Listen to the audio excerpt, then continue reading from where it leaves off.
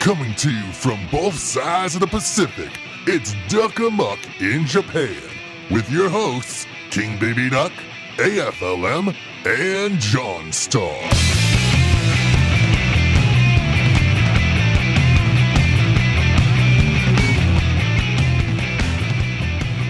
Konbanwa Tokyo, good morning Boston and Ohio. Ohio! Welcome to episode 58 of Duck Amuck in Japan, the Waifu'd pyramid. And am I the very first person in the world to come up with the pun Waifu'd pyramid? I don't know. I will take credit for it. Well, considering that it's no longer FDA approved, you probably covered the whole market on that now. It's all full of sugar and fat. I mean, all waifus are full of sugar and maybe not the fat part. Well, depending on the kind of woman you like. Welcome to a special episode of Duck Amuck in Japan. As you can see, we have a special guest, but I'll get to her in just a moment. First and foremost, we have our stupid awesome analyst, the OG trainer-son, the line block JonStar. I'm playing Tetris right now, and if you hear some hammering or nail guns or anything, it's because I'm getting windows replaced. Yay! I will try to mute as best as I can during those moments. Okay. And of course, we've got the hard man with harder opinions, the king of all cat girls, and the creator of Solarian's Son, AFLM. Hi, that's me. Yes, second time, finally showing that beautiful face of his. That beautiful setup in the back. That shiny dome. That's what he's pointing at right now. And lastly, oh my goodness, oh my gracious, ladies and gentlemen, it's a special reunion. It's the Wolf Children gang back together again. She is the Lolita Queen. She is the woman who knows all about BL and Fujoshis and the Yaoi. She is 42 believer Sarah. Thank you for the wonderful introduction. It's wonderful to be back. It's wonderful to talk about anime. And I was thinking about that Wolf Children premiere so recently. I went to the Boston Museum of Fine Arts when I was in Boston, and it was I was oh man, that was over 10 years ago. I feel so old. 13. Add 3 more to that. Yes. We were but mere Wolf Children ourselves. Wolf Children gang. Yes, the Wolf Children gang, the class you're talking. And remember, Sarah, you never would have gone to that screening if I didn't post about it on Tumblr. Exactly. I was deep in the Tumblr trenches back then, and I was just anything I was interested in, I would just look it up, and then Wolf Children, someone's posting about a screening at the Boston Museum of Fine Art, and I happen to be in Boston. Let me just reblog that, and then I just met you at this. It's still so wild how that happens. The world is so small. I love it. And I remember we were talking, and I just remember just turning to you going, I'm b3crew.tumblr.com. I'm the reason why you're here. So you're the reason why I was there, but it was Andrew's Helsing hat. It was the reason why I talked to you guys, because I was just those are definitely anime nerds. That's funny. OG anime nerds. Exactly. Not the posers that we see these days. No, we are the original gangsters. Yeah, we watched our dubs on YouTube in 10-minute blips. 3 parts. In beautiful 240p.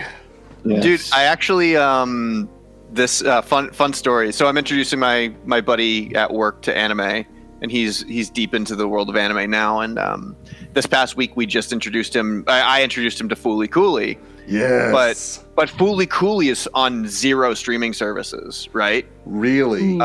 You cannot find it. You can only find progressive and shoegaze, I think, or you can find alternative, progressive, and shoegaze. Mm-hmm. And I was just like, those are crap. You should never watch those. But I'm going to scour the internet so that we can watch Fooly Cooly today. and we found a magical anime tree, of course, one that finally worked and without ads. And it was so nice to watch bootleg anime that was dubbed by a not corporation. It was great because you had that old classic thing where they would say something in the translation, they'd throw a little extra subtitle up top that would flash in for like a split second to explain everything that they're talking about culturally, and then it would go away. And all the translations were like word for word. They didn't fluff it up with modern lingos or anything. It was like what they were actually saying. It was awesome. I was like, this is so nostalgic for me because now we're watching an anime from the year 2000. It has the pillows. Year 2000. and it's subbed by fan subbers. I was like, this is how anime is supposed to be watched. This is how it's supposed to feel. It was the greatest day of my life. You know, it's funny because, like, I know we can't really talk about most magical anime trees, but I've been finding recently on the website archive.org has been uploading a ton of, like, anime that you can't find anymore. That's so funny. Another backstory. One of them happened to be one of the anime that we talked about, the Renkin Magical Pokon show. Yeah. With Liru the Wolf Girl, the best wolf girl ever. So another bad story from this week. I thought I'd have a laugh, and I showed the fellas at work Mad Bull 34, and that is not a show you should watch at work. I forgot about how much, because I was like, this is gonna be fun. There's a little bit of nudity and a lot of violence, but it's gonna be wicked fun. There's not a little bit of nudity. There's like if they're not shooting somebody's brains out, they're having sex, and I was just like, this was a mistake. We had fun and we laughed, but we were like looking around the whole time, making sure nobody was walking by that would, call HR. Yeah, I remember I used to watch anime on my lunch break back at my old job before I moved here to Japan, and like every time I would watch, like I would have to make sure it's not a show that's full of fan service. It's not a show that's like got hardcore violence, but like I didn't know what it would be because it's a brand new episode. So like what happened, what would show up would be like, well, I guess someone's gonna get an eyeful of titty if they look behind me right now. Yeah. Oh, but the point of that was Mad Bull 34 is also on Internet Archive. Yes. So yeah. I have. Yes. I got it all on there. Well, because I have the DVD over there, but I found out the DVD like is sold nowhere anymore. So now it's like a $60 to $70 DVD. I was like, heck yeah. Yeah. You want to frame that? Yeah. Nobody can borrow it. Only I can have it. Yes. Rip it and put it on Plex. Yeah. With all the cool kids. Yeah. The old days. It feels so good. It feels so good to be talking to just the four of us talking again right now. Man, good times. Takes me back. Takes me back. Yeah, but we got a lot to talk about in the show. But before we dive into the main stuff, I gotta say this. So, first and foremost, a very big shout out to the band Muku, who were featured on my very first episode of a brand new interview series, What's Good with the King? And I want to thank them. They did the interview twice. Let me explain why they had to do the interview twice. We recorded it the first time. It was fun. It was awesome. I go back and listen to it. Only my audio is recorded. And like, yeah. And the very first thing I think of is, where's the nearest bridge so I can unalive myself? Because, that's a fuck up. Where just like swan dive off the Rainbow Bridge. Yeah. Say where the Anya playing in the background. You should have called us in and you should have called us in and we should have dubbed it. That would have been the right solution. No, that would have been that I would have never gotten any interviews ever again. But Avix was very nice to allow us to do it again. I paid the translator this time around to do it. We did the interview and it went great. Please watch it. It's on YouTube. A few hours before we started this recording, at the Shibuya Tower Records, they did a autograph signing for people who bought the new album, and I got to meet them and thank them in person again. And Awesome. yeah, look at this. Look how nice Ooh. this is. Ooh, shiny. They covered the white album. They covered the green album, the blue album. They got all of the albums done in one go. That's amazing. All the only good thing Weezer albums in one go. Yeah, the only thing that's missing is the black album from Spinal Tap. Shark Sandwich. Yeah. No, that's a smell the glove. Smell the glove. Smell the glove. Smell the yeah. glove. So, one thing I should, and I mentioned him on the interview, it was the second time we ever met because I met them back in 2023 at the hotel I was staying at while waiting for this apartment to be finished up. And they were unknown at the time. And I just talked to them while they were having breakfast next to me, and, they gave me their information, and I've been following them ever since. And then come to find out, they do the One Piece theme song, and they hit it big. So it was awesome. Sick. That's awesome. That is awesome. Yeah, it was great to meet them again for the second time. And because they were the very first guests on What's Good with the King, I gifted them with something. And as people know who listened to, who either watched the interview or have listened to past episodes of the One-on-One podcast show, when I interview a band, I do what's called 3-album island. And that's, if you find yourself stuck in a deserted island, which 3 albums would you like to have with you to keep you sane until your imminent rescue, and why? And because they were the first guests on my podcast show, on What's Good with the King, I decided to gift them my 3-album island. And I mean, what a pick. Like, that's so good. Yes. So, as you can see, the very first one on the top left, we got Queens of the Stone Age, Songs for the Deaf. So, on this album, I would say there is no bad Queens of the Stone Age album. Every single one of their albums is great. But Songs for the Deaf was like the lightning in the bottle moment for the group. It has nothing to do with Dave Grohl being on the drums, even though he's a badass on the drums on this record. It's the concept of the album, where it's basically you're channel surfing through the radio, driving through the California desert, and every radio station is playing a different Queens of the Stone Age song. And every song on this album is a banger. And then the second album, of course, we got The Pillows, the very first band I fell in love with as a kid, from Japan, from Fooly Cooly, which we were just talking about. And I chose Runner's High. And I believe Runner's High to be the best of their albums.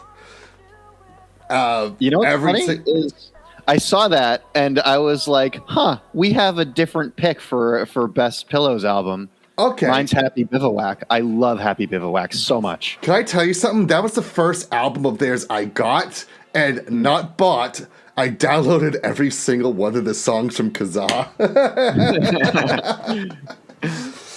But that era, Please Mr. Lost Man, Little Busters, Runner's High, and Happy Bivouac. 4 10 out of 10 albums back to back to back. I don't think any other band has done that before, in my honest opinion. Yeah. But Runner's High was my pick. And then last, let me tell you something. This last record I have here, how freaking hard it is to find this album in Japan. I ran all around Shibuya, went to Tower Records, Disc Union, every used record store too, to see if they had this album. No luck. Come home, figured, okay, I'll check Amazon.jp, nothing. And then Tower Records online, they had it in stock. And so I bought it, and as soon as I bought it, I went back to the page, sold out. I bought the last copy. I'm surprised it was in Japan at all, to be completely honest. It's kind of an indie group. Yeah, so the band fucked up Dose Your Dreams. Did someone? 42 Believer. Yes, Sarah blipped out, but she's back. Okay. Are you back, Just Sarah? dropped me for some reason. Yeah. Yeah, Can you no, hear me? we've experienced it before, so if you drop out, it'll pick you back up. Yeah. Okay. Cool. Yeah. You'll just miss a portion of the conversation. It's not unusual. Mm-hmm. But anyway, Dose Your Dreams, fucked up.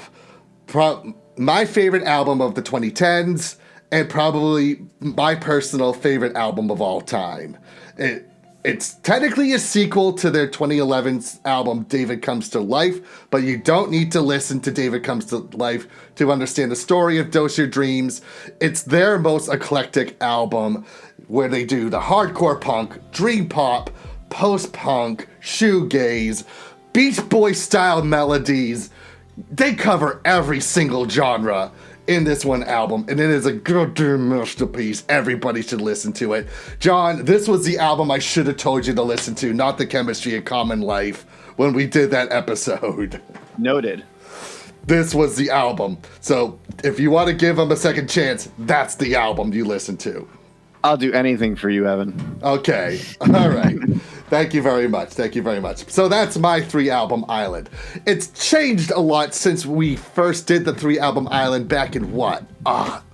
Possibly like 2011. If you listen back to that episode of the original Boston Bash Brigade podcast show, I probably had like totally different picks. Shout out to Elite Four Derek, because he's the one who came up with the question. So I will always give him credit for that question. So good. All right. So, and again, just so I can show it, please support this band Muku, the new album, GLHF, Good Luck, Have Fun. Good Lord, it is a great album. They avoided the sophomore slump like nobody's business. Please. Awesome. Yeah, please go and check it out. All right, and now that leads us to our episode today, Duck Amuck episode 58, the Waifu'd Pyramid. Because, good Lord, so many waifus this season of anime that we'll talk about in a bit later on. And It is quite a smorgasbord. It is quite a smorgasbord. Like, we got the super unhealthy ones on one at the top tier and the second tier.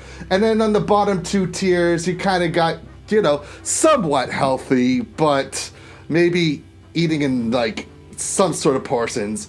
The middle one is a little bit of an interesting one. You may notice that there's something a bit off about the middle pack there. And folks, there's a little song that it reminds me of. So this is the song that the tier 3 would be playing. Oh, this is not what I was expecting. Cocks. We have cocks. Cocks. Cheetos on the floor. Cheetos on the floor. Cocks. Cocks. That would be tier 3's theme song. Put it that way. You know what is so funny is that I had Brad Neely in my head the other day because we were going over statistics at our school, and our school is the best at math. And so for the rest of the entirety of the meeting, I had China, Illinois as the best at math stuck in my head. Oh, math.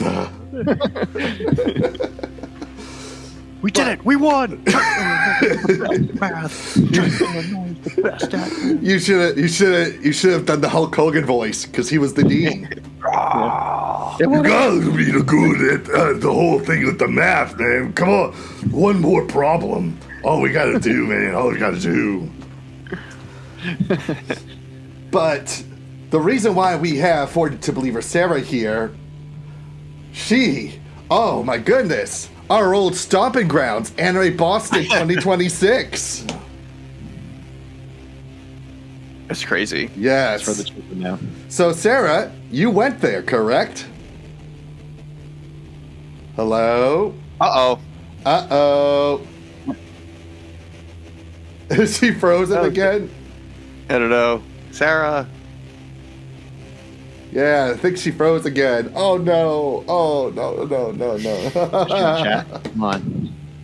Well, no, she's here. She just can't hear. Uh-oh. Well. Okay. Drop out All right. Let's try this again. We'll see what happens. Yeah. Technical difficulties. Growing All pains of the show. right. Let's try this one more Now time. we can hear you. Yes. Just refresh the page. I used to work in IT. Just turn it off and turn it back on again. It always. It is the Yes. definitive. Now it seems so- to be a laptop with a Pokeball on the top. Yeah. I can. Yes, I think I can see. So yes, Anime Boston. Something that will be kind of funny is that me and my best friend Jennifer, we stayed at the Marriott Copley, like we did in 2024. Yep, as you do. It's as we do. Everything's so expensive now. It's so ridiculous. so expensive. Yeah. It's crazy. Dude, I was looking at the ticket prices because I just wanted to go on like Sunday. I'll just be like, oh, what would it be like if I just went Sunday? Because there's people there who message me every year and want to see me. I was like, it's $80 just to go for one day? Yeah. I was like, this is insane. Like, no way am I paying that amount. Because we used to go for the whole weekend for $60. Yeah, and it's not that anymore. It's definitely not even 60. close. It's doubled in price. So it was not as bad as it was in 2024 because we went in 2024 as well, and it was so busy they capped registration. Like I had never seen Anime Boston that busy before. It was like too much, but it was pretty good this year.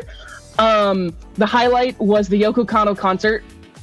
There's no getting around. It was Yoko Kanno, and I looked on like animecons.org, and it was like the last time she performed or came to the US was in like the early 2000s. My word.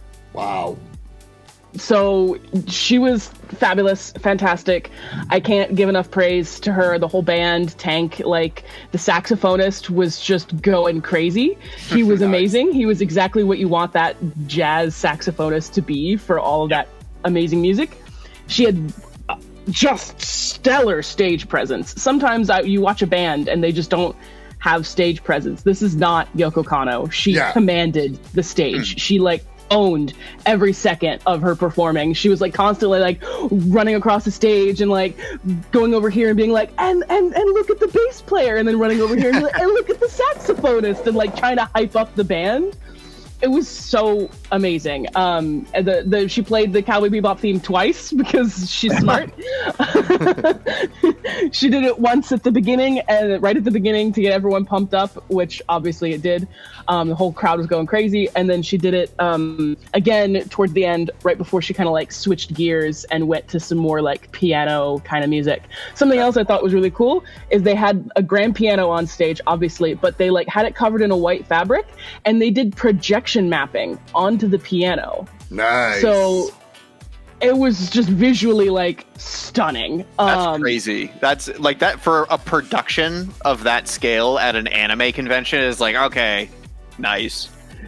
Exactly. It was everything I wanted it to be. It was like me and Jennifer booked our tickets way in advance because we're like, obviously we don't know what's going to happen, like how busy it's going to be. There was some seats left over in the balcony, which is where we were sitting because it's nice to sit up in the balcony. Oh yeah, it was plenty loud. As a hot take recommendation, if you go to any event in that room at Anime Boston, just go to the balcony. The balcony seating is so much more pleasant. Yes. And that was the main thing, which was, again, everything I wanted it to be, everything we wanted it to be. Went to a couple other panels, like went to a Rosa Versailles panel, went to the drag show, which was fun. They had really, really good performers there. Just a bit sad that there's like rules about they can't take money, you know, so they like actually can't take tips from the audience, which is like half the fun of going to a drag show. And so it's like it kind of made it a little bit sad, but that's not the performer's fault. And then there's a panelist group called the Scarlet Mafia, and they do hilarious 18+ panels. like just super hilarious 18+ panels. So they had like a hentai tentacle fanfic theater, which Jennifer went to, which she said it was absolutely amazing. And they've previously done a burlesque show at Anime Boston in 2024, which is also amazing. We just went to the drag show this time. We should have gone to the burlesque show because Scarlet Mafia is really good. I don't know how long you want me to keep going. I have like a couple more tidbits. How are we doing? Go ahead. Come on. You haven't been on the show for about Anime Boston. Yeah. okay. Just making sure.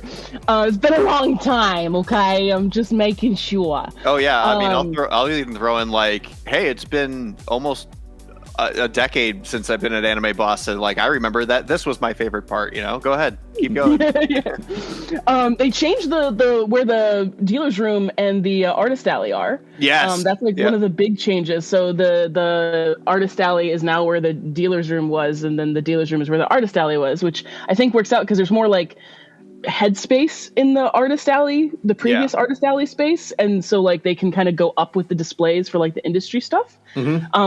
That made total sense. Got some really wonderful art. There was an artist actually there who was an artist guest, and I was like so shocked that she was appearing.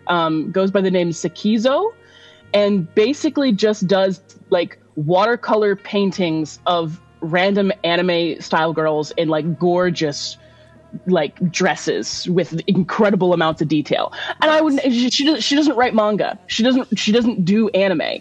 I had no concept that like, oh yeah, that could be a guest that could suddenly come to the North America at any point in time. And she was there, and she autographed all my shit for free. So I was pretty happy about that, and it was just really lovely to just have like a random guest that I've been admiring her art for 10+ years, like come to this anime convention. I was like, that's good on Anime Boston for finding a variety of guests. Cosplays, I know it's at the end of this, but I was really pleasantly surprised at all the Witch Hat Atelier cosplays that were already there, even though the anime hadn't come out yet. Not technically. So there was quite a few of those. There wasn't like one cosplay that was like dominating like there usually is. Really? Okay, that's good to know. That's good to know. Yeah, like, because back in 10 years ago, it was like everyone was fucking dressed up as Attack on Titan characters or whatever, We would make bets on it, yeah, IQ, like there was like a couple of anime that you could see like a ton of cosplayers, and I just didn't see as much of that, although there's a lot of Has-Been Hotel. There's a lot of Has-Been Hotel. You don't seem too happy about that, Sarah. My favorite trend to do when Andrew and I do Comic-Cons and we see Has-Been Hotel characters, I point at them and I say, I love Amazing Digital Circus. Oh my god, I was just taking a sip of coffee, I almost did a spit take. That's I know, yeah, we talk about Has-Been a lot. Yeah. You see, okay, so as an animator and as insulted as I quite often am, and also as an independent story writer, it was just like, wow, this is not how you write stories at all. Yeah, exactly. Like what is pacing? Yeah. Andrew, John, and I we were on opposite ends for season 1, but we were like, oh god, season 2 is horrible. Oh god. And don't ever watch Has-Been Hotel live on Broadway. Please do not watch that on Amazon. Or there's something I really want to say about Has-Been Hotel live on Broadway, but it's like probably the most horribly offensive thing that might actually ever come out of my mouth. If it's the thing that you said to us the first time that you watched it, it's one of those things where it's like, Evan, I think you're allowed to say that, but I don't know if it's... But let's not turn this into another Has-Been discussion. Yeah. But it basically comes down to is Has-Been Hotel is for 12-year-olds who think they're based and be like, this is my first adult thing I get to watch because it's a cartoon. Mm-hmm. And they think they're super mature, that they get to watch a cool mature thing that has curse words and killing and whatnot, and 12-year-olds will think it's like, yeah, this is super awesome because I'm an adult now. Yes. Or it's for Redditors. Yeah, it's for people who go, ha ha ha, he said fuck, ha ha ha ha. Or Redditors who are stunted at that age, as most of them are. Yeah. And And so it's nonsense trash. Like, Yeah. read a good book. Come on. Or watch a good cartoon. Watch Gnome Show. That's basically my criticism of Hazbin Hotel, is that there's just too many children who are very big fans of it, and they have no business being that big of a fan of it, given their age. And I'm just like, go watch Family Guy, like, at 2 a.m., like all other kids, that age did, when they were, like, watching adult things they were supposed to be. Well, yeah, we were the ones up way late at night watching Ghost in the Shell and Evangelion, and, like, that was our late night, ooh, we shouldn't be watching this, but let's watch it, Yeah.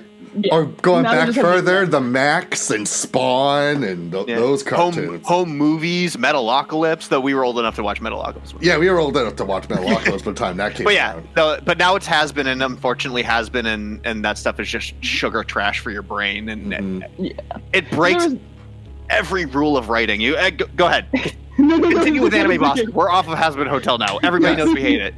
So there's quite a few of that at Anime Boston, so you just kind of roll my eyes when I see that. But sure. Some of them were still well executed, so I can at least appreciate the execution. That's still good. There was variety of good cosplay, and then like the last major thing that I did when I was there is I actually went into the Lolita swap meet and I sold like 80% of my wardrobe. And I came out with $880 cash and like $400 in online sales that I had made from everybody. Wow, that's 2 Lolita costumes you can buy.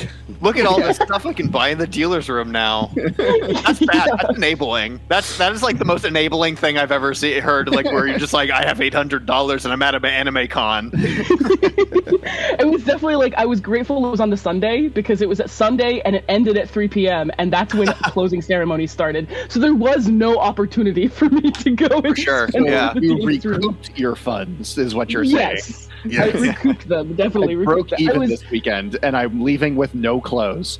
Well, it was really fun because I was like, I had a whole suitcase with just my dresses. I think I brought like at least 25 of my dresses, like a bunch of my accessories, like a couple skirts and shirts and things. I'm walking. I had ironed some of them because they're nice dresses, and you want to sell them. You want to put them in the best light possible. So I ironed them in the hotel room, and I didn't want to squish them back in my luggage, so I like carried like 7 of them over my arm and one of them in a suitcase, like dragging it through the convention. They had the drug dog sniff it to be like, no drugs, no bombs. And it's just frills. And then I'm in the elevator to go up the floor, and there's a mom with her daughter, and it's like this girl can be like no more than 12, 13. And she sees the dress, and they're like asking me, they're like, oh, what are you doing? I'm like, oh, I'm going to go sell them. And they're like, oh, really? And then the little girl starts taking a close look at the ones that are on my arm. And she looks at this pink one. She's like, oh, this one's really cute. And the mom asked me how much. I said, $40. And she's like, oh, ooh. And then there's a black and white one on my hand. And she pulls that one out. And she's like, oh, I really like this one. How much? I said, $175. And the mom's like, I think we're going to go for the $40 one. And she hands out, like, she takes a look at it a little closer. And I'm like, oh, and the pink one has a pocket, too. And every girl loves that. If you say the phrase, the dress has a pocket. Thanks, it has pocket. It has pockets. And the mom goes, I think we made the right choice, sweetie. She opens up her wallet, gives me $40, and I sold a dress before I even got in the room. That's great. That's awesome. If you're someone who's into that fashion, the Boston community has such amazing programming. They had programming the entire convention. If you're a beginner, if you're more advanced, if you want like the funny kind of after dark kind of programming now, they've even got that there. The Boston community is like just huge. So I was like, I know I don't want to sell all these online. It's going to be such a faff, and I don't want to do it. And I'm just going to go to Anime Boston, try to sell as many of them as possible. And I didn't sell my 2 most expensive dresses, probably because I priced them a little too expensive, but they were nice dresses, and it was hard. It broke my heart to sell some of them, legitimately. So, but it was good to give the dresses a new life with someone who will wear them more than I will. Yep. So I still kept some of them that are like special to me and sentimental. I'm not selling all of them, but it was a good time. And that was Anime Boston. Yeah. Great job, Sarah. And now you've got some money you can save to come and visit me in Japan. That's right. Yes, gonna need that money. And buy more Lolita outfits here. I know you're in Ikebukuro, which is considered female Akihabara, like that. Pretty like much, it is. Like, if you ever go to the anime here, which is the biggest anime shop in the world, 90% women go. It is. It's like 10% guys, 90% women. Yeah, Ikebukuro is what is considered like the more feminine otaku realm, because they have cosplay shops and Lolita shops and all this kind of stuff. So it's it's actually really interesting the differences of prefectures of what it's aimed towards. Yeah, a lot of people even call it the cool otaku place. Like Akihabara is the old otaku, like the retro. What was it called? Nakano Broadway is like the super old otaku. And, Yes. and Ikebukuro is the modern cool otaku. That's pretty cool. Yeah. So, Question for you, Sarah. Yeah. Were you there the year that Origa was performing? I was not. You I don't weren't. think. Okay. I couldn't remember if that was the year, because listening to you talk about the concert and how they played Tank played the Cowboy Bebop opening twice. Yoko Kanno played the Tank Cowboy Bebop opening That's what twice. it is. Yeah, words getting. But it just reminded me the year that Origo was there. She was performing a concert, but at the opening ceremonies, she performed both Ghost in the Shell theme songs. And everybody got to hear the Ghost in the Shell theme songs before the actual concert. That's and then she passed away. Yeah. So that was like one of the greatest moments of my life. I shouldn't say that. That's a little dramatic. But Out of order. impactful. It was impactful because it was such odd timing, because Ghost in the Shell was one of the things that Jonathan and I came into anime on, and so that, your anime theme songs are like caught in your head. And so to hear that on stage and her to perform it live was that's like I think that was 2014. No, that was 2013, because that was when, it was me, Phil, and JC Riley that were filming the anime Boston special for Boston Bastard Brigade. And that was the year we met each other. Oh, wow. All right. Well, how about that then? Yeah. So we definitely hadn't met then, Sarah. But I couldn't remember if that was one of the years that we were there. But yeah, we have. I do kind of miss Anime Boston in a sense. Like, I feel like I've outgrown it, but not in the sense that I never want to go back. Like, I want to go visit. But Yeah. I will go to the Anime Boston auction in a heartbeat. Yeah. Like, if you asked me today, do you want to go to the Anime Boston charity auction? I'd be like, yes, I'm there. Yeah. And there's a lot of people who still go to the show who message me every year and say, hey, are you coming this year? And I always have to say no, because now I'm on a different convention hall. I spend all my money touring conventions, selling a book. And and so now I'm like, well, I don't have any money to just go to Anime Boston and spend a couple $1,000s for a weekend. Like, when it was my only convention for an entire year, yeah, I can spend a couple $1,000s on garbage and do that, but not when I have to buy thousands of dollars worth of tables ahead of me. Yeah. And if I can somehow get into the artist alley for Anime Boston, then that's cool. But the artist alley is one of the worst experiences for getting in, because one, it's a lottery system, but for some reason the same people keep getting into the lottery every year. So that's kind of strange. But the fact that they have so many, and then after you get into the lottery, you have to pay like $400 or $500. No, like it's more like $600 for a table, I think. Which is a huge gamble for somebody who doesn't sell Anime product. Like, I sell an anime adjacent product, but I don't sell like fan art. Yeah.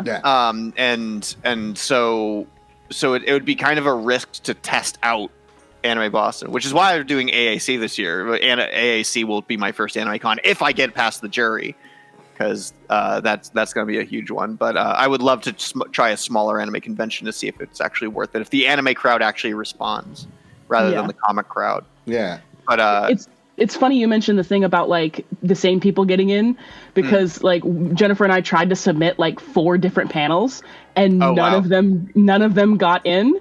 And like one of them is kind of similar in concept to a panel that like they just have this guy come back and do this panel every year. Yeah. And like I'm like I don't want to say what it is because I'm not saying that it's a bad panel. I didn't go to it, so I can't actually say it's a bad panel or not. But it's just like I just wish there would be a little room for the variety, and it just seems like once they have their people locked in, they stay with that. Yeah, I noticed that, especially when we were doing the Wicked anime stuff, that I feel like once we gave up our spot as Wicked Anime and we no longer were doing conventions, it's going to be really difficult to be able to do panels again at Anime Boston. I'm really surprised that nobody has taken taken our idea. Like, I've seen a few people running a waifu panel before. I don't know if anybody's doing a hardcore anime like panel yet. I guarantee if they are, they're not doing it as well as we are. Yeah, let's be real. As conceited as that sounds, I guarantee it's true. We're going to show the most hardcore anime. First up, Demon Slayer. Yeah. Right. I mean, we're not. I mean, most people aren't. My experience with anime panelists, they're not willing to shout at their audience. And Jonathan and I were very willing to point at somebody on the audience, make them feel uncomfortable, and force them to participate. Yeah. and audience participate. Okay, 101. Public speaking 101. Everybody. You have to be as interested in your subject as you want your audience to be. So therefore, you have to output the kind of energy that you want to be receiving from the people that you're speaking to. So most people, again, if you're sitting down in the chair monotone saying, well, Final Fantasy VII is the best Final Fantasy, I agree, but it's boring. And the amount of panels I've been to where it's just some nerd like who is just like, I like this subject, I'm going to talk about it, but doesn't understand the extent of how to make somebody interested in your TED Talk about Final Fantasy VII. You know, case in point, we went back and we actually looked at the Who Cringed Last openings and title cards and things that we had made, the intro to the last hardcore anime panel that we did. Yeah. And like, I really hate to toot my own horn, but I kind of love to toot my own horn. Man, those videos are hype. Those videos are so hype. Like we had the cringe heads as like our mascots for Who Cringed Last, and we had like Cringe Dog and Cringe. It's Cringe Head and Cringe Dog. Yeah. And so we had like those guys, and we did the voiceover dubbing for them, and they had the little cartoon talking mouths. And they were mean. They were mean to the audience. Like it's just like that was funny. Like because we call it bitch. The anime culture is a little bit coddled now. Where like we were watching Mad Bull 34 at work, and the state of anime. The state of anime fans at this current moment. Me and Jonathan were talking about what if one year for the hardcore anime panel we switched up and we just showed the first episode of Mad Bull 34, or we just showed Hell City for Violence Jack, because you totally could, and that's the whole thing. And people are like, this is awesome. I don't know if the current anime culture could handle Mad Bull 34. And how fun that would be to just let them experience it, right? It's not nice. Yeah. And I feel like that whole talking down to the audience, but we weren't talking down to the audience. It was a bit, you know, and the audience understood it was a bit. Yeah. And you could be like, remember, don't be a pussy. Yeah. And like, you know, point at somebody, but like, I bet you didn't know that, idiot, you know, like they obviously knew we were joking. Yeah. Minus that one time that those two girls came up after the show and were like, "You really shouldn't have said that. That really hurt a lot of people." And then we asked, were you hurt? Were you hurt? Were you hurt? And everyone's like, "No." Like we knew you were kidding. You know, so you just get to laugh at those people. Yeah. And I think that's kind of one of the things that's missing from, like, the thing that I miss about being Wicked Anime and going to Anime Boston is kind of procuring this culture of within the anime realm that it's okay to be dangerous and live on the edge. Thought that like the way that we would end Wicked Anime, because like now we're on a permanent hiatus for Wicked Anime for the unforeseeable future. Yeah. Our idea to end Wicked Anime, like our series finale, would be to go to an Anime Boston and film a video of us pushing the limits to the point where we get kicked out. Like pushing the limits like as far as we could push them. Like do everything that Anime Boston tells you, not just what they like to be like, "Oh, you told us not to do this. We told you not to do, so we did it anyway." But yeah. The not ridiculous illegal. thing, like the ridiculous like rules that because they you know, you go to the press panels, they're like, "Don't upset the guests. Don't say anything that might upset them. We want them to come back." It's like, these are regular people. Like, what do you mean upset them? Like they've heard these questions a bajillion times. Let's ask them something that they've never heard before. I mean, you guys, both of you guys have been in the press room with us before. Yes, of How course. many times have you heard the same dumb question over and over and over again? How do you get into voice acting? If somebody wanted to get into voice acting, how would they do it? It's like, yeah, thanks for your great insight. One question I've always wanted to ask, video. though, is what is the most bullshit answer you've ever given for anyone who's asked, how do you get into voice acting? Oh, that is so good. Question. Yeah, But to follow that up immediately after somebody asked that question, that would be so funny. Like that's how you do it is just like, so this dumb question that this guy just asked you, how many times have you heard that question before? But yeah, so our way of ending Wicked Anime would be the best Wicked Anime video ever, which would be a kamikaze suicide, like into. And then you should rent a horse and then ride off into the sunset afterwards. That's right. You should find like a cosplayer of Uma Musume who's super muscular, and you just ride on their back. Like yeah, that's right. But you know, because I feel like Wicked Anime really peaked at anime conventions when we filled that room with 1,000 people for Hardcore Anime Panel, and everybody was cheering. And then the next year after that, it was literally a smaller room filled with people who just weren't into it. And people like left throughout the panel. Nobody responded. Nobody screamed. And we were like, I think this has run its course. Like I'm okay with letting it go now. Like if somebody really wants to take up the reins for Hardcore Anime, God bless them. Let them do it. Like at least somebody's covering the medium. But as soon as we gave up our spot, I knew that the spot was gone forever.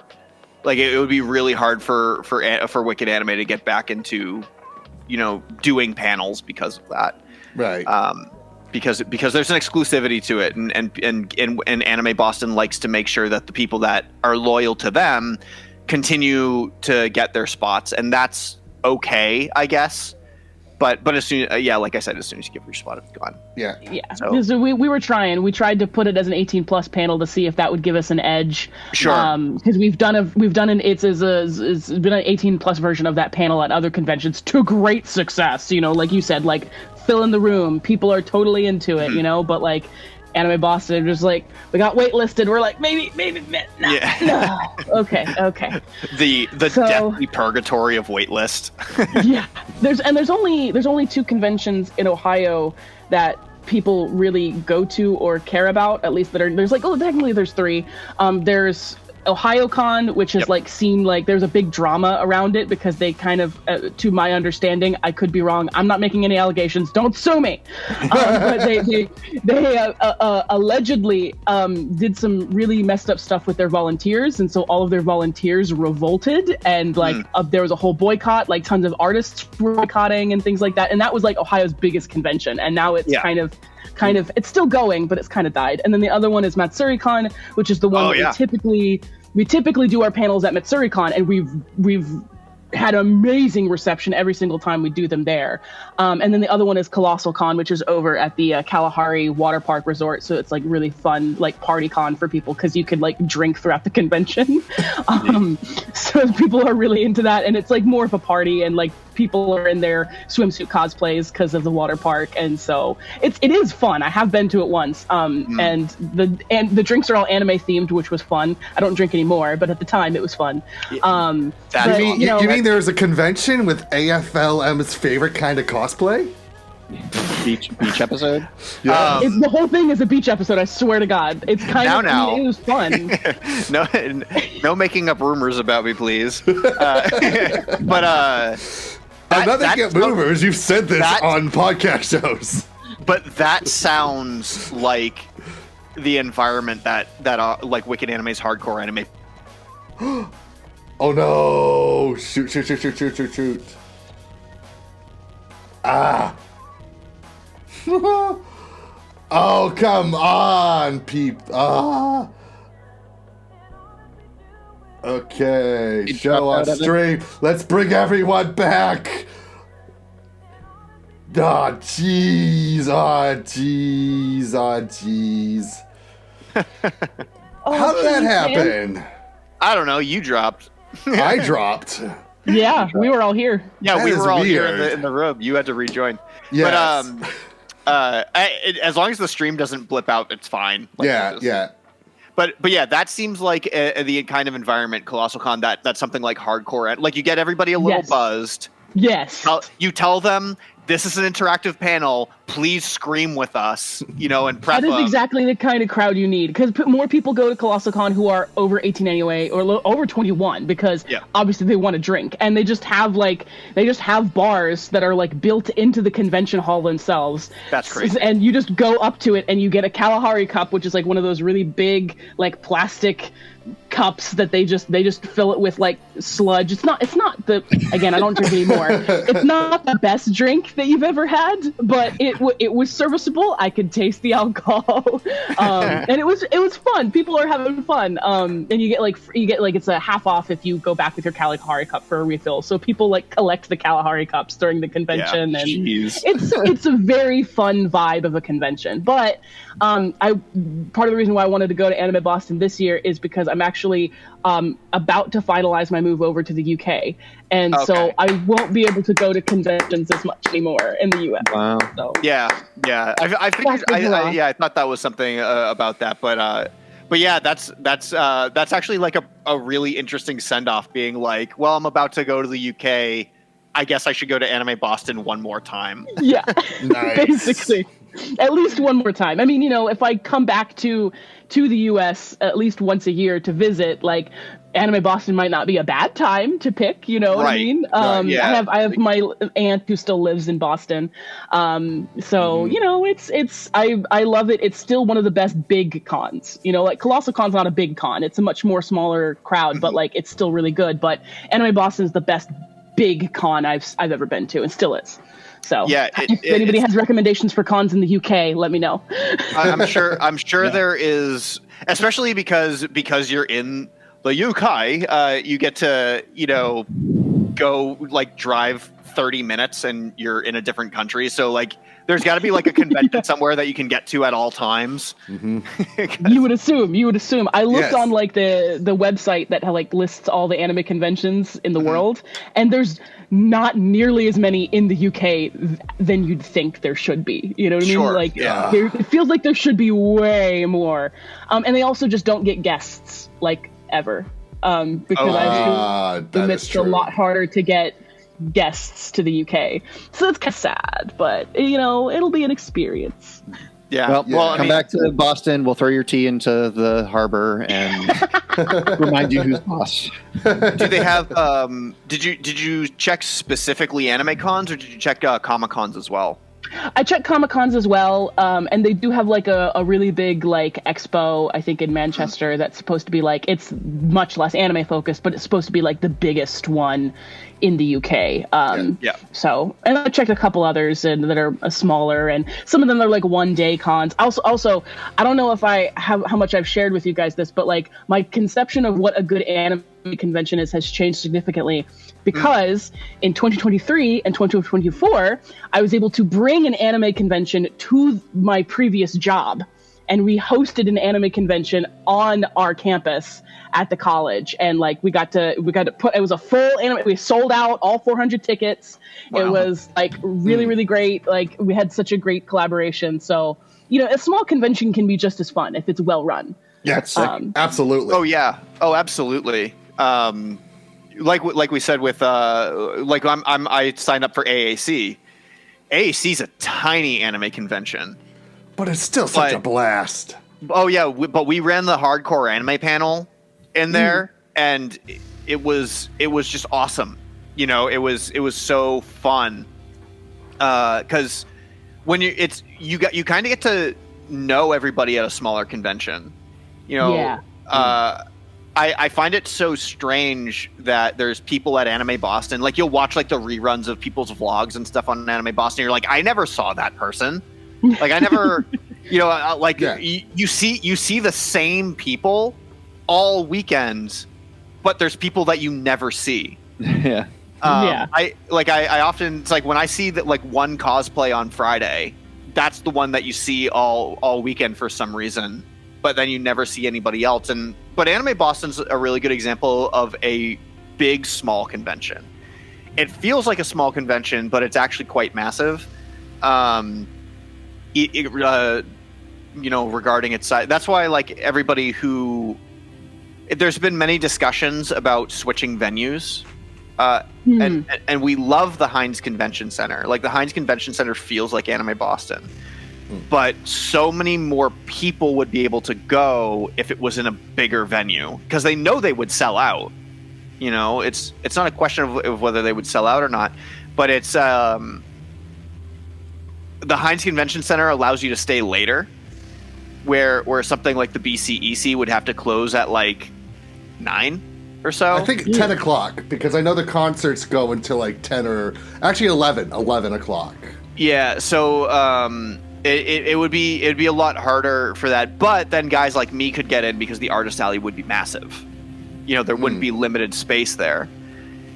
So I don't know. We'll have to see what it is. As of right now, it seems like the future of Anime Boston. They're on a pretty smooth run with the Heinz Convention Center, and I know in the same way that we lost our spot, if Anime Boston wasn't there for a year, you know, they would lose their spot if something at a different convention didn't work out and they wanted to go back to the Heinz. Yeah. So there's also like something going on, and I don't know what stage it's in. I just looked it up to just fact check myself before I say something stupid. But they were apparently, and they did try to like sell, or they were like planning on selling the convention space to like new developers. I remember this. And it's apparently like not gone through, but they are like making a bunch of investments in the convention center itself. So I personally prefer the Heinz just because of the walkability. There's you know, there's the all the restaurants there, all the hotels and everything is just so convenient. I would be so sad. It wouldn't feel like Anime Boston if they moved. But why did they have to replace the food court with Italy? Oh yeah, no. Italy's pretty awful. Mad. Still mad about that. There's something about the Heinz and how weird the layout is in the Heinz that makes it feel like Anime Boston. Yeah, it's because it's such a bizarre 3-tiered layout, and then you can like go through a door and you're no longer in the convention and you're like in this backroom space of like, I'm not supposed to be in here, you know.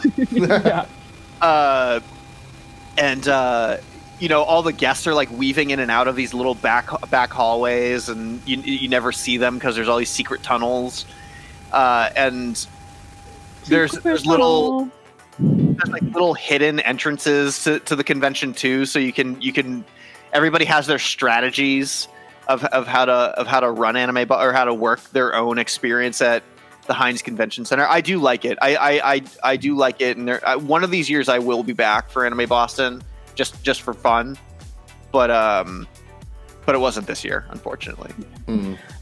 I feel like I will have more fun if I'm able to squeeze a panel in. Like I just want that. It'll be a lot more fun to do the convention with that. Yeah, Jonathan and I never had more fun at an anime convention than running a panel at an anime. Right. So I agree. I agree with that.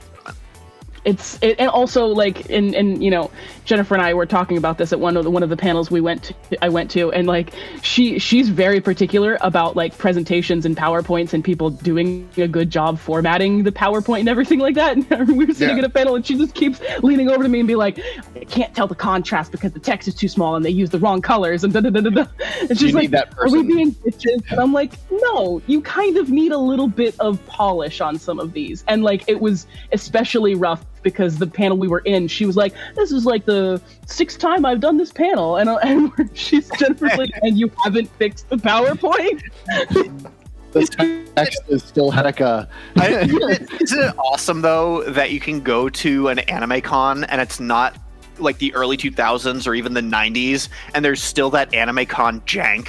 Yes, I kind of love that. I love that in a way. It makes it charming. It makes it homey. You know what I mean? But also kind of sitting there frustrated, going, "That I could be up there with a better presentation and a better PowerPoint. I promise you." Oh yeah, it's that mentality of going and because I made fun and I did the whole public speaking 101. But that's kind of the fun experience of an anime con, is going to see somebody who has no right being up on stage and giving a presentation on their panel. And because they're just some anime nerd with zero practice skill and zero, they just really like a thing. And they're telling you about the thing that they really like. And there's something charming about that. It's train autism, the panel. Yeah, it is. No, seriously, it's like, you go to anime conventions. I mean, heck, I'm now going to all these conventions, selling a book.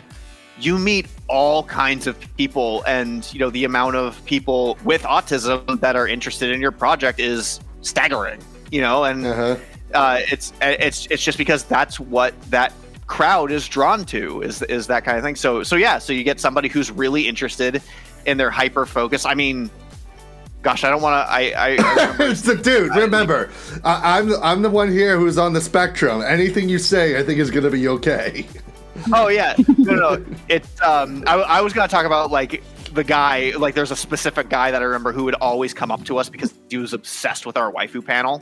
And he also did like 8 panels himself throughout the weekend. Wow. I know who you're talking about. I remember. He was the guy he was like dressed as a pilot one year. I remember. Yeah, because he really liked World War II stuff, like his. That's it. But he really liked our waifu panel because he was obsessed with waifus. And how like he and so right, and he took his waifu seriously. Yeah, he carried his waifus around with him all weekend. Oh my gosh! Oh my gosh! Legend. I just remember having a conversation with him, and I hope he's not listening to this. I just remember having a conversation. Like, when we were standing like this, and I would do this, and then he would go like this, and I like, as we're having the conversation, I'm going like this, and then he would like move in, and I would go like this, and he would go like this. I'm like, dude, please back off. Like, I like you, and I like talking to you. You're a fine gentleman, but I don't need to see pictures on your phone of you celebrating your wife's birthday or your wife's birthday. Well, it was also, didn't this guy? It was also. Didn't this guy have like really bad breath too? That's what it was. Is it was like there was like a hygiene problem with it, and that's why like I would take a step back closer. I'd step back, and he would take I just have a vivid memory. Easy there, halitosis Harry. It's one of the things from the pandemic that I actually miss is social distancing, because get away from me. That kind of con jank is kind of part of the experience of Yeah. being one of the few people there who's well put together and well spoken. So I will say one last thing is that I want to say compliments to you both, because I think it was, I forget which one of you, but one of you, when you were talking about doing presentations and panels, gave a piece of advice that I've taken and I use whenever I do panels, and it's to stand up when you're doing your panel. Yep. Well, that's awesome, but we cannot take credit for that because we actually learned that from an Anime Boston panelist. So Yep. The cycle continues. We are just sharing the knowledge that was taught to us, but I'm glad it left an impression on you, because it's part of what I said. You want to exert the energy of the subject that you're talking about, that you want the audience to feel and then feed back to you, and standing up is a part of that. And to this day, Andrew and I are standing up at Andrew's con table, selling his book for 12 hours a day. To the point we're old men now. Yeah. Oh, go ahead. Sorry. I bought these chairs that are like 4 feet tall. They're like they're foldable bar stools, so that if we need to like sit down, we can just lean a little bit backwards, and it makes us look like we're standing up still, but we're on like these bar stools. But we're always standing. We're standing for like 12 hours a day. Because you never want to sell a product. This goes with public speaking and selling a product. You never want to sell a product, and the person you're trying to sell it to is hanging over you. You either want to be above them or the same eye level as them. Because if you're selling something, you don't want them to have this, even if it's subconscious, this sense of superiority over you, because then they feel like they're controlling the deal. And so start at the same level as them. Be excited about your product. Stand behind your artist table and be proud of what you're selling. I mean, if you're sitting down constantly, and then somebody like comes up to you and you're looking up at them and they're like, I really like your art. And you're like, oh yeah, really? Thanks. It kind of gets the deal off on like a bad foot. But I also am not selling fan stuff. I have to sell a product that nobody is familiar with. Whereas somebody who is selling prints, they let the art speak for itself, because they're like, I know that character. I want that character. I can't do that. I don't have that benefit. So stand up if you're selling a product. And what is a public speaking presentation, like a panel, than selling your idea to an audience? True. Same thing. True. So Awesome same rules apply. Cool. Awesome. Great job, Sarah. Great reporting. Great reporting. Great report. All right. It was a fun time. Thanks for having me on for at least got to spew about Anime Boston a little bit. Yeah. Okay.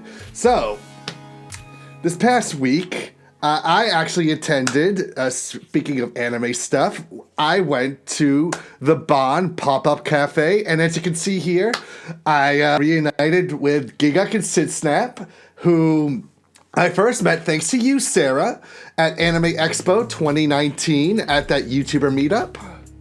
Woohoo! Yeah. And then I also met PremierTwo Pete, who does a lot of the video stuff for abroad in Japan, and got to chat with them and hang out. The pop-up cafe was great. The curry was tasty. And the watermelon fruit punch that they were selling too, delicious. It was excellent. I bet. Shout out to the people at 10 Cups. It was a blast. Now, some of you may be thinking, hey, you were there. They were live streaming. Did you get onto the live stream? And folks, I think it's time we do a reaction video. Been here a while. Hello, guys. Hello. There I am. It's you. Oh my gosh! Thank you. Yeah. Oh, okay. Whoa, how you guys been? Good. How are you guys? I am so worried. I have not watched this video, by the way. Locals? Or... I'm from Toronto, Canada, so I'm traveling. Hey, yo. Shit. How long have you been here then? Since the 23rd, so I leave on Monday. Ah. Okay. Oh, it's been quite a while then. Yeah. Nice. Yeah. this is the part where Evan projectile vomits on Gigguk. I'm not George Bush Sr. Oh, yeah. That's okay. I'm sad too. Oh. What about you guys? Are you in the... So I'm originally from Boston, but I moved here back in summer 2023, part of the JET program. I'm an Eikawa teacher in Shinjuku, and I live in Ikebukuro. Hey, yo. Oh, nice. Somebody fact check that. No, I'm gonna talk to you. I'm gonna go party. It's me, yes. Nice, quiet area, far away from the noise, but I'm close enough to the noise where I can Yeah. Yes. That's the best. Little bit glitchy there. Yeah, what about you? Well, I'm an overseas student from Malaysia, and I've been Ooh. Malaysia mention. Let's go. So, Yeah. these two guys that you're sitting with, I'm guessing you just met them and you Yeah. Just kind of chatted with them, chatted about anime for about an hour. They were cool. They were awesome. Good taste right there. So I've been asking people if anyone has any anime hot takes. I'm trying to find the spiciest take. Oh god, anime I hot kind of take. Alright. react this Make one. me even gasp. Subaru from ReZero is an incel. What was the logic in that? Oh, his face, look again. Where like he gets mad at Amelia and he has this after everything I've done for you. Click. That's it. No more ReZero. Yeah. Fucking asshole. No! That is a hot take. You just dragged it from that eye. Okay, I'm doing better than I thought. No, that's great. That's so funny because I mean, especially because he asked for it and you gave it to him. Season 3. Yeah, that's season the 3 hottest of his character as well. take I've heard in a while. I know I'm literally that guy. Final Fantasy 13 gets spent 100 hours into it. No, it has to. Here's how to take off Final Fantasy 14 or 13. It's 14, yeah, 14. Everyone's It's- fucking had something to say about it. Or did you say 13 or 14? I actually said 13. Okay, my bad. I'm just hearing teen and I'm like, Yeah. The first Final Fantasy 13. Because remember, there was like 3 Final Fantasy 13s. And then like, all of that to finally get to the fun stuff. yo, fuck it. Hundreds of hours into it. Yeah. Yeah, I'm like bouncing around there a little bit. Maybe I had too much sugar. What are some shows you actually like in terms of anime? Still, that's really funny, dude. That Piece, it's literally on Yeah. that So, Hey. yeah. And then this is Mori Jin from the. oh, sorry, I got distracted by his art. Yeah. This is His art. But no, I think that's fun because you know you start off on this good thing, and you're totally right. Like, why did Subaru has zero motivation to chase Amelia, and then he dropped bomb on Rem like, hey girl who actually loves me and pays attention to me, you're not it. It's the girl who I'm chasing after who has zero interest in me. Yeah, I know. That is so so bad. behavior. You know what? I agree with you. No, okay, that is a hot take. I don't feel safe at this table anymore. That's disgusting, and you're wrong. And I just feel like you should talk to a therapist, personally. Now get Chain Soldier, which is just everybody's S-step. Maybe the issue is I read it and I didn't watch it. Maybe that was the issue. Yeah, I Kami Got Killed the anime was really good. I still stand by that. Let's be honest. It is Those good. two It is extras, fun. Like, there's no good writing in it. I mean, it makes it sound like you're comparing it to Tokyo Ghoul. I would say Tokyo Ghoul is a lot better than Akane Got Killed. But I don't know. Maybe No, no. Akame Got Killed is better than Tokyo Ghoul. That's a hot take. Yeah. Yeah, I mean, I dropped Tokyo Ghoul after 2 episodes. So it was like, this is Yeah, for this edgelord kids. is Edgelord. Thank you. This is for 12-year-olds who think that stuff is cool. So, out of the 3, Mushoku Tensei, Rent a Girlfriend, or Naruto? Which one? So we're gonna open some cards right now. Yep. all the fucking same. You know what? Always We'll been do wrong. it. Yep. So I- three Mukusho. Somebody said Naruto. 3 Mukusho. Mushoku Tensei. Mushoku Tensei is one of my. At what point? I love it From to the death, beginning? and I know I shouldn't. Or till what point? Yeah. I mean, yeah. It's a bad. It's how I feel about Tales of Wedding Rings. It's a bad 10 out of 10 Yeah. anime. But yeah, Tales of Wedding Rings is a terrible anime. 10 out of 10. Yeah. I'm not gonna come on with that. Come on, my guy. All right, you guys get one. You guys can do it at the same time. Yeah, because I watched I watched a little bit of the stream because I remember I caught you coming into the cafe So, Yes. on stream. card is the card with a signature on it, And so I watched him open up cards with somebody else. and Yes. no one has bought it yet. And I'm very jealous of these cards because I would love them myself. I never really got into. Yeah. I know this is a very popular card game. No. but it's like Yeah, it's like Magic the what- Gathering, but with all the animes. It's Vice Shoots or Yeah. I tried to learn how to play it. I watched the video, like the tutorial video from the Vice Shoots people, and not even they knew how to play the game. It's so complicated. I was just like, I'm not getting into this. This is so stupid. Yes. Because I wanted to collect the Nikkei cards because they released all the Nikkei cards. Yeah, they came up with the Nikkeis. The problem I have with Vice Roots as a card game is the cards are just screenshots from the show. And I'm like, I'm not interested in collecting that. I want something original, you know.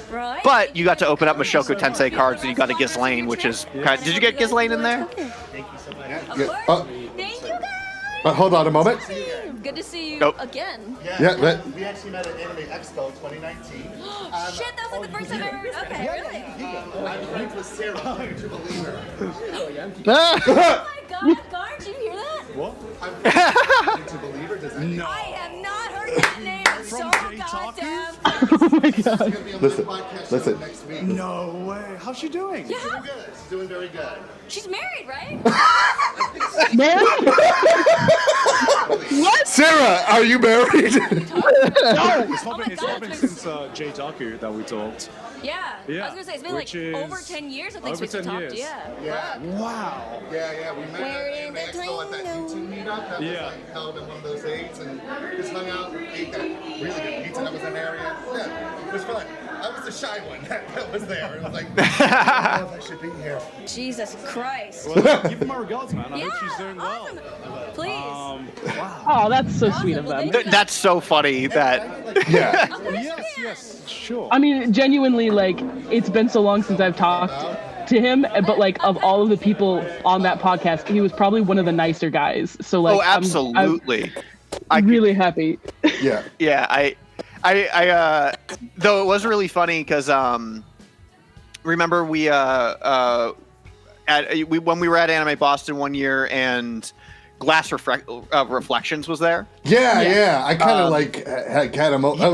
I kind of went like, "Holy shit, you're the Glass Reflection guy!" Yeah, And he well, went, 'cause- I've never had a reaction like that to me before. Yeah, well, because it was funny because this is a thing that I find with a lot of YouTubers is YouTubers output a lot of charisma on their channel, and then when you meet them in person, they like shrivel up into like a small ball, then float into dust and die.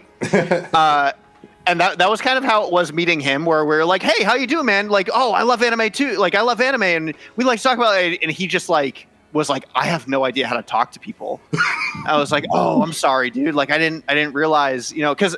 I haven't seen him put out anything recent. Is he still around? Yeah, him, Mother's Basement, and one of the Miles who used to work for Crunchyroll. The three of them do a new show called Quest for the Best, and they they review anime and they have a top 100 list, and they try to put where they would put this anime on that top 100 list. I've watched a couple episodes. It's pretty good. Yeah, because I just had no idea that any of these guys were still doing stuff. Like, I don't know if Holden's still doing stuff. I don't know if Glass is doing anything. You know, I just checked, and Tristan still does. He still releases videos. He just released a video 11 days ago. Wow. So he's still putting out stuff. I think Holden ended up like getting a job with Viz Media, animating they would do like advertisements on their social media where it was like those animated manga panels. Yeah. And so like Holden was the one animating those manga panels as far as I understand. So That's cool. Nice. I mean, it's a real job. It's a can't hate someone who found a real job. You know what I mean? Yeah. Like, Oh, it's an absolutely. industry. I mean, it was kind of the same thing with me. You know, where I like Jonathan and I did Wicked Anime for a while. It was really fun. We tried to turn our hobby into a career. It didn't take off we made money from it, but we didn't make a lot of money from it. And then we kind of switched our career goals, but I ended up doing like what I wanted to do. I made my own company, and now I'm producing a book. And that's almost because I went to Japan. Yeah. I got to visit Japan, and I was consuming all this cool stuff. I was getting art books, I was getting manga, but I said, how cool would it be if I was on these shelves, not just buying the things off of it? And that's exactly what I did. And now I am on those shelves, not buying the things off of it, even though I'm still buying things off of it because I really like that stuff. Yeah. But now, because now I get to contribute, now I get to be behind and give people some stuff. And so moving on from that was okay. But I still love anime. I still do this podcast. We still talk about it all the time. Yeah, of course. Absolutely. Yeah. But yeah, it was fun. It was a good time. Thank you to Garnt and SydSnap for sitting down with me and those two other guys whose names I forgot. I apologize. You were great to chat with. And also to PremierTwo, Pete. I actually had the opportunity to shoot him a suggestion of a restaurant for him and Chris to go on for an episode of Abroad in Japan. Sick. I told him, you got to go to Greedy House, man. You got to go out to Oh, yeah, heck yeah. You got to go to Connie. You got to go to Greedy House. The best pizza of all of Japan is right there, man. You got to go. Heck yeah, go. Absolutely. That would be sick. I hope he does it. I hope he does. If I ever see him, if I ever run into him again, I'll remind him just in case. Yeah. All right. So, folks, it's time for probably one of our favorite segments. Will we talk about horse girls today? Yay! I guess. Do you guys have anything horse girl related to talk about? It was Sakura Bakshin's birthday. Yeah. This week. So happy birthday, Sakura Bakshino. And that's all I think I have for the moment as far as horse girls. Okay. Well, we have a guest on the show, Sarah. Yes. Are you up on Uma Musume? I take it or leave it. I got nothing to add to this segment. That's what a terrible take. All right, thanks for being on the show. See ya. Yeah. No, how Andrew feels inside right now is exactly how Ogre Cap looks in this picture. No. Trust me. I know Uma Musume is a ridiculous thing, but I love it. All right. Okay. Now the other big main event, folks. It's time for the spring 2026 anime first impressions, man. Oh my god. Sarah, have you watched any of the new season? Okay, cool. Yes, I have. Yes. I have some input. There's also one thing I watched that was a new season of an anime that's not on the list, and I just noticed that. So I even have something that's not on the list. Okay. Because I'm probably closer to your boat, where I watched a small handful of new anime, but I watched multiple episodes of it instead of like broadening my range and watching it. So because I found it was some that I liked and some that I didn't like. So I'm gonna contribute to a little bit of this, but the ones that I am gonna contribute to, I promise will be good. Yeah. Okay. I shotgun blasted. I watched a lot of one episode, the first episode. So it was like, all right, let's see what happens. Okay. All right. So let's of course start with the returning series, and of course the big returning series is Rent a Girlfriend. Cock anime. Okay. For those who have never watched Rent a Girlfriend, I found the perfect video that shows exactly what it's like to watch Rent a Girlfriend.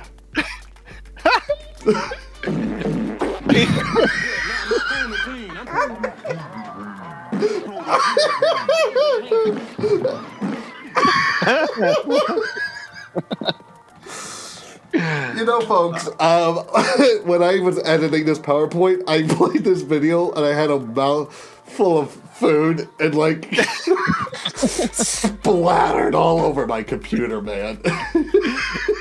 You got a real kick out of that, Evan. That was great. Sarah, do you like Rent a Girlfriend? I've not seen it. I did one of those things where I watched the first 3 or 4 episodes, I think, and I was like, this is not for me. This is not it. I sat through the first 2 seasons and I'm like, I can't even hate watch this. It's like, no, I can't have any more of this attention. I'm sorry. It's bizarre. It's a bizarre choice. It is the weirdest cock anime I've ever seen. Yeah. It's NTR without being pornographic. Yeah, the worst kind. No, NTR is just the worst kind of NTR. Yeah. NTR in general is worse, but if there's no porn, then there's like, what's the point? Why are you? At least when there's porn, well, I guess I'll just be the sad man in the corner. Just go. Okay. Literally. All right, I gotta switch. Okay. All right, we got the final season of Dr. Stone, Science Future. They're going to space, man. They're going out to outer space to go up against the Y-Man. God, dude, so when it comes to Dr. Stone, this is my favorite shonen series. Like, some people like the strong man stories, like, you know, the Dragon Balls and the Narutos. This is a smart man shonen show, and it's like, if I was in high school, if this aired in high school, like, I would totally be like, finally, like a show that I could relate to. You got a smart guy who's trying to save the world with science, and man, they're doing such a great job with this final season. Just the showcasing of how they build stuff, like building the rockets and trying to figure out how to get to outer space, to figure out the math behind reaching the moon. It's if Andy Weir made an anime. Project Hail Mary is a great movie. Project Hail Mary, yeah, The Martian, anything like that. Yes. I watched the first season of Dr. Stone and read even more of the manga and still haven't even made a dent. You gotta finish it, man. I know, I love Dr. Stone. I love it. I legitimately love Dr. Stone. It's one of those ones that just kind of fell off and I never finished.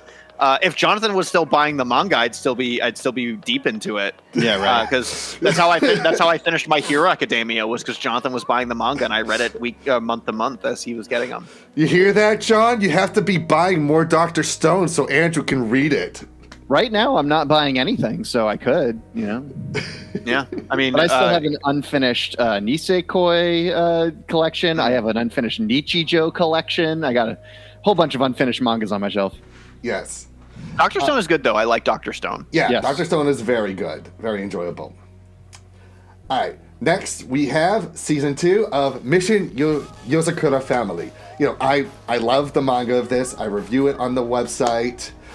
And, you know, when the first season came out and I heard that Silver Link were going to animate it, I was excited. But, like, the quality of the animation just was not up to par with what Silver Link normally does.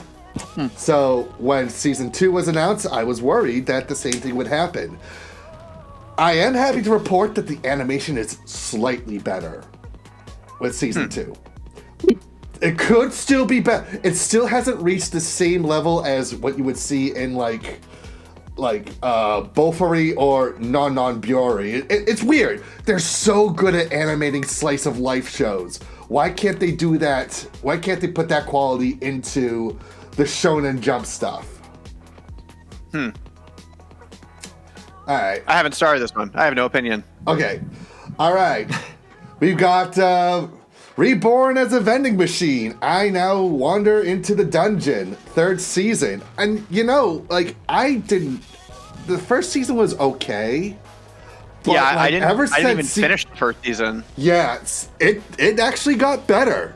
Like, Season 2 was a lot more entertaining, and the 3rd season right now is shockingly good. Like, I imagine, like, because the first season was, you know, maybe a 6.5 out of 10, that it would just downgrade as the season progressed. But no, it actually took an uptick. So yeah, I didn't dislike the show at all. I found it to be entertaining. Mm-hmm. I found myself I'd be willing to keep going to watch it, but there were just better shows to watch and fill my time with. You know what I mean? Right. No, I agree. Where I it just kind of fell by the wayside. I wouldn't be opposed to going back to it, though. I'm just shocked that they're already on Season 3, and Kunoichi Tsubaki, how does the vending machine show get season 3, and Kunoichi Tsubaki is done. Just make another season and finish it. Like, what the heck? There are better shows that have never gotten to season 2, and this is on season 3? The vending machine show? Like, what the heck? But, dude, keep in mind that every time that we've got that, when are we finally going to get a second season of something? Like The Devil's a Part-Timer. So, like, The Devil's a Part-Timer took 9 years to finally get a second season. And you know what happened? It sucked. It was so bad. It was like... but I just can't believe... I mean, it's... I'm going to go back to... Kunoichi Tsubaki is just the best example of this. Yes. Which is... I mean, one, it's the Takagi guy. Like the guy, he doesn't have pull in the industry of being like, I made Takagi-san. Like, you should finish my anime, you know. I just think it's so weird what they choose. I think the reason why this one keeps going and it's not more popular, but it gets to keep going is because it's an isekai. Yeah. It's absolutely.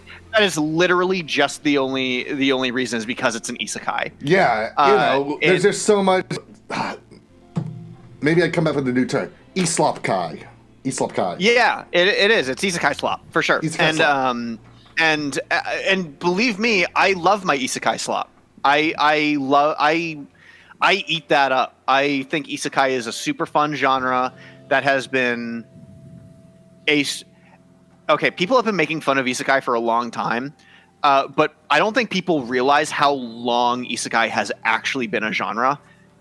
Like, before it was even called isekai. Yeah, right? I mean, look at Chronicles of Narnia. Exactly. Yeah. John Carter of Mars. Yeah. That book came out 100 years ago. John Carter of Mars is an isekai. But yeah, Chronicles of Narnia. Like, before it was even called that, like, this is one of the most popular genres on the face of the planet. We've been writing it for over 100 years of literature. So people who say like, "Oh, this is a new thing. It's a trend." It's not a trend. This is very typical writing style. But I feel like Vending Machine is. I find it very funny that there's a 3 next to it, and it's not even season 2. It's like, no, this is season 3 of Vending Machine anime. Yeah, because it's just that. All right, okay, all right, and the last one, not the last one on my list. So, welcome to Demon School, Iruma-kun, season 4. Finally, after almost 3 years of waiting, we finally get the 4th season of Iruma-kun. If no one has ever watched, for people who've never watched this show, my goodness, like, Iruma-kun is one of the best protagonists. He's like the nicest guy in anime. If there's one guy who totally deserves to have like the harem of women, it's Iruma-kun. Because he's legit a nice guy who helps everybody out. He deserves all the women. I watched the first episode of this, and I didn't dislike it. There were just other things that filled my time. I would like to catch up with the show, but 4 seasons is kind of daunting now. Yeah, it is. And like with the previous seasons, there's like 23 episodes in each season. Gracious. Yeah. Oh my! I will never catch up. That's. But that's not true. I have found weird anime. Like 10 years later, I'll be like, I finally watched this anime. You know. Yes. So now we've gotten into the music festival arc, and now we're focusing on the character. So you see the guy with the trumpet. So this guy is like the only person in their class who has yet to earn like an upgrade of his badge, because there's this whole class system where like whenever you do something good or whenever you win something, you get a badge and you basically upgrade your status. And their class needs to reach a certain status. Everybody has to reach a certain status, or else they lose their classroom. They lose their very special classroom. And the guy in the trumpet is the only guy who's just never done anything. And the reason why is he's the kind of demon who is not supposed to interact with anybody. Indeed. Sounds like he's perfectly fit for ska music. Yeah. And what's great too is the guy who voices him. He's the guy who voices Mob in Mob Psycho 100, and he just perfect monotone. Because when you see the character, you see the look in his eyes right there. Like he talks exactly the way he looks. Sure. Yeah. No, I you can see the characterization and the character design. Yeah. For sure. Yeah. And I love all the characters in Nakamura-kun. It's such a good show, such an underrated shonen series, and it's one of the rare anime where I feel like you could actually show this to kids, and there's nothing objectionable at all in this show. Nice. That's good. Yeah, That's good to know. I need more recommendations like that because my nephew is getting into anime, and I just need more good recommendations. Baby's first harem. Good. Yeah. All right, and the next one is called Oh Yeah. Hey, wait a minute. This is not anime. This is not anime. Who put Oh Yeah, Heck Yeah with Cuckoo season 2 Who did here? this? Who could have done this? Who did this? So, okay. A very big shout out to our friends Brian and Neil, who are two of the coolest people on the planet.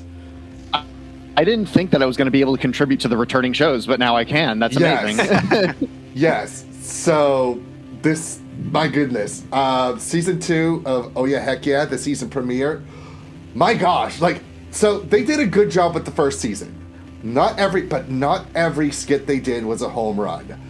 The very first episode of Oh Yeah, Heck Yeah, season 2, my goodness, just banger after banger of skits. And the production quality is so high. Yes. For a little indie band like Cuckoo Kangaroo, who seems to struggle to make shows and, get to their production or get the production that they deserve for the niche that they're in. Yeah.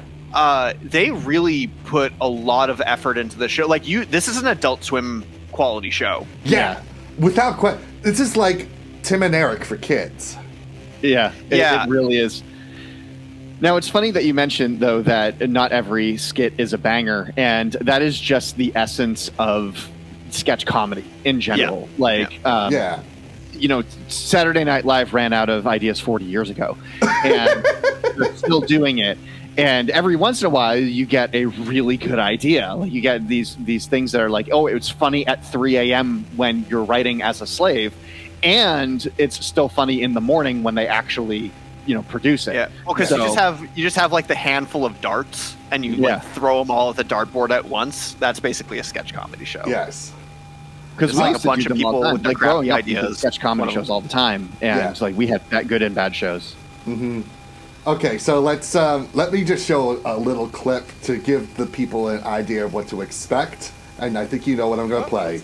Oh, yes. Oh, gosh, dude. Recreate the deposition scene from the 2010 three-time Oscar-winner film, The Social Network? Okay. It's raining. This is just so perfect. You think I deserve full attention? Look at that, my gosh. The puppets are so funny, dude. Yes. I enjoy sitting here listening to people lie. You have the minimum amount.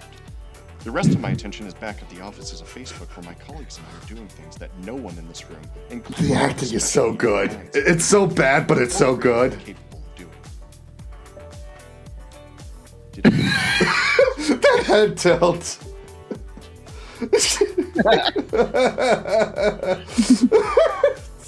Okay, folks, it's 12:45. Let's go ahead and take a lunch now. Great job!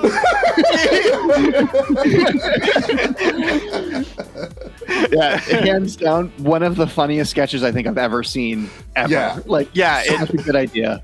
That was one of that is the toppest tier of, and the joke of that one is that's kind of the punchline of the episode, but there's this whole setup to it where they're just we're gonna play Simon Says, and then that was the last Simon Says, and it's just this hard cut to, and they actually did the colorization and the filmography. Oh my god! So yeah, I can't believe that David Fincher filter they did. Yeah, and the quality of the puppets. Ah, man, it's so good. And Brian and Neil weren't even in it. Yeah. The fact that Brian and Neil aren't even in that sketch.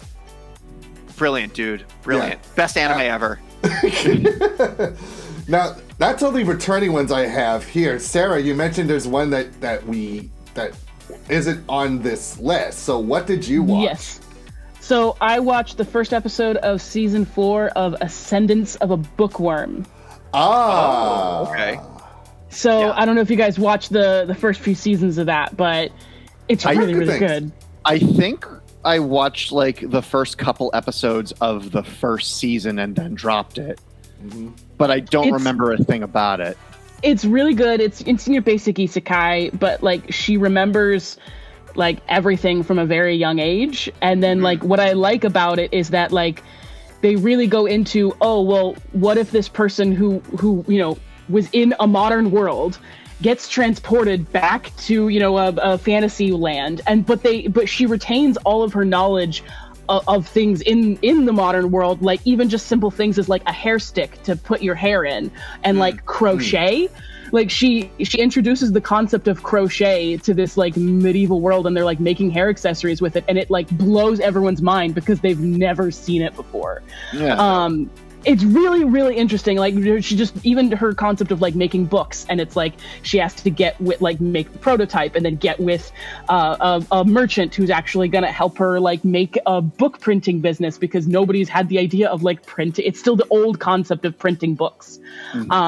And so it's season 4 takes it to a place where I don't want to spoil too much because it is really good. I think you guys would all like it if you haven't seen it. I was worried that they were going to lose some of that kind of like, you know, oh, she's getting into industry and like creating industry. So I was worried it was going to like stray away from that with the 4th season, but it looks like they're still keeping that in there. Really, really, really excellent anime. Highly recommend as a good isekai. Very lovable characters. The concept of that show reminds me of the Flork of Cows comic, which is like, hey, I brought this 17th century peasant back in time. Do you want me to want to watch me show him the movie Aliens and make him drink Sprite? Yes, I do. Yes. I didn't know you guys were lords. Yeah. His house. Okay. All right. So the next thing we have a remake, and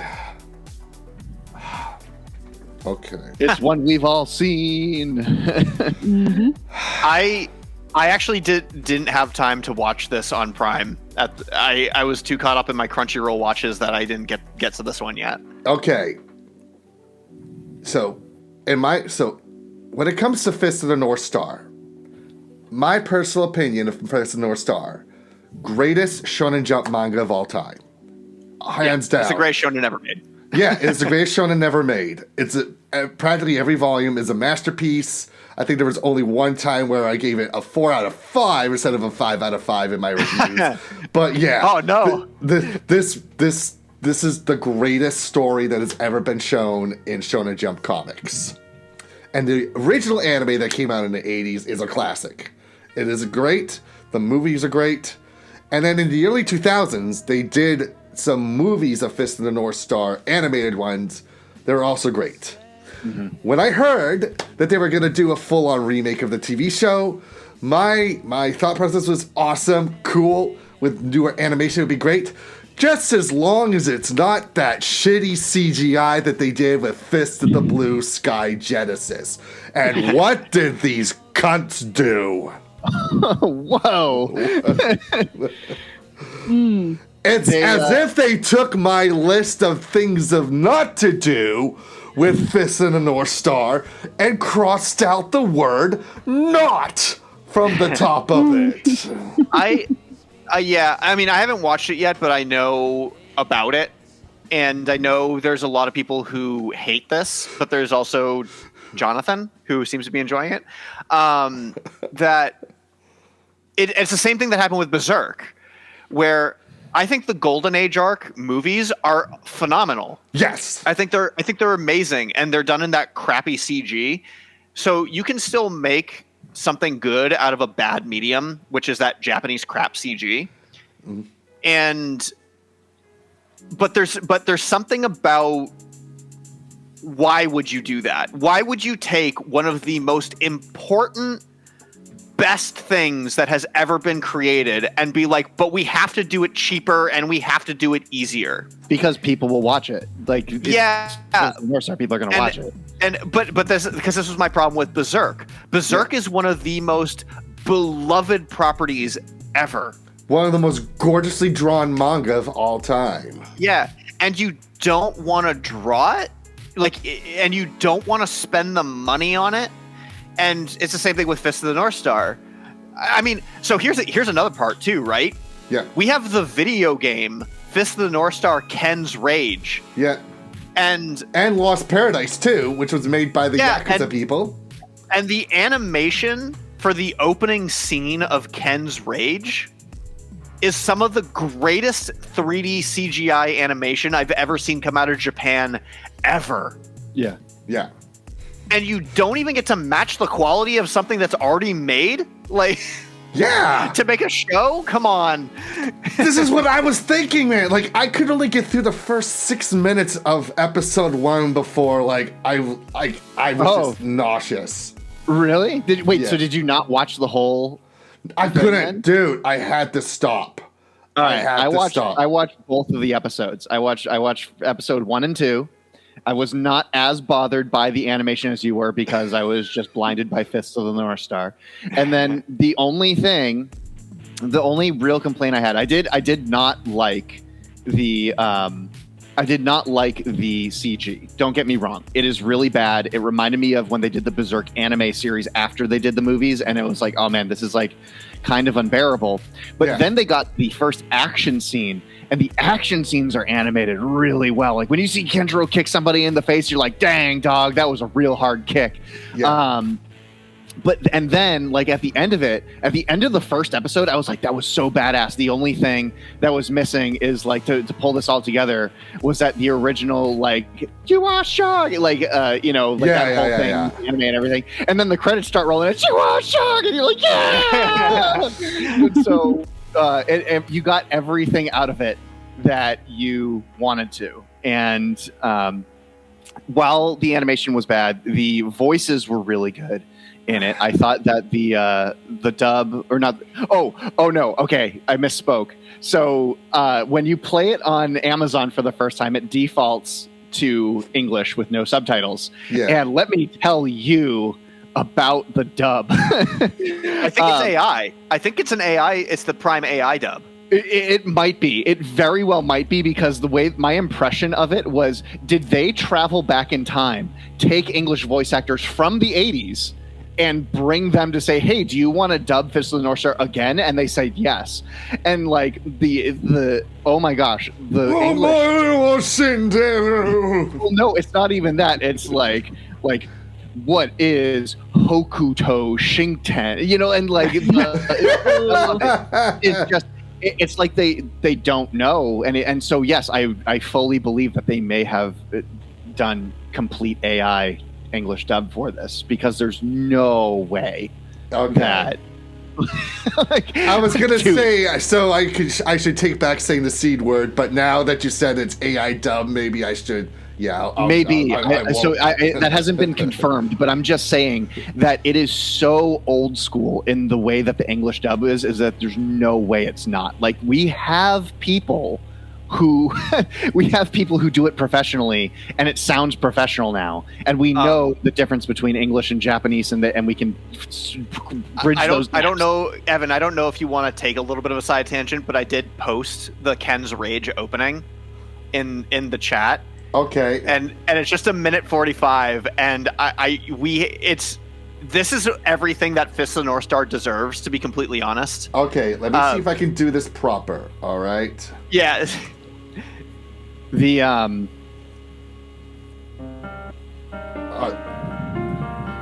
if you can squeeze it into the format. Let's see. Oh, this takes me back. Oh, dude, it's so good. And like the soundtrack is perfect, like playing this power metal to Fist of the North Star. Like, how are they not able to achieve this? This was 10, 15 years ago. Yeah. Look at that! Explosion!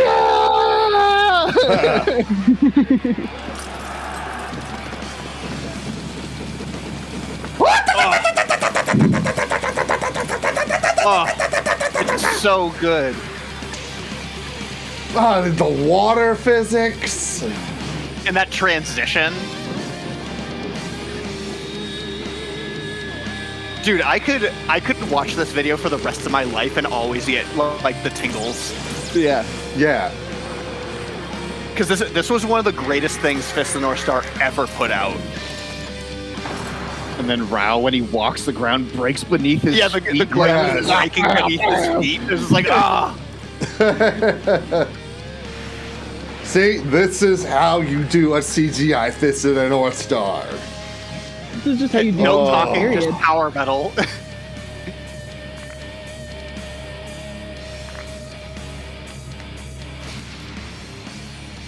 And then have Freedom Call do the theme song.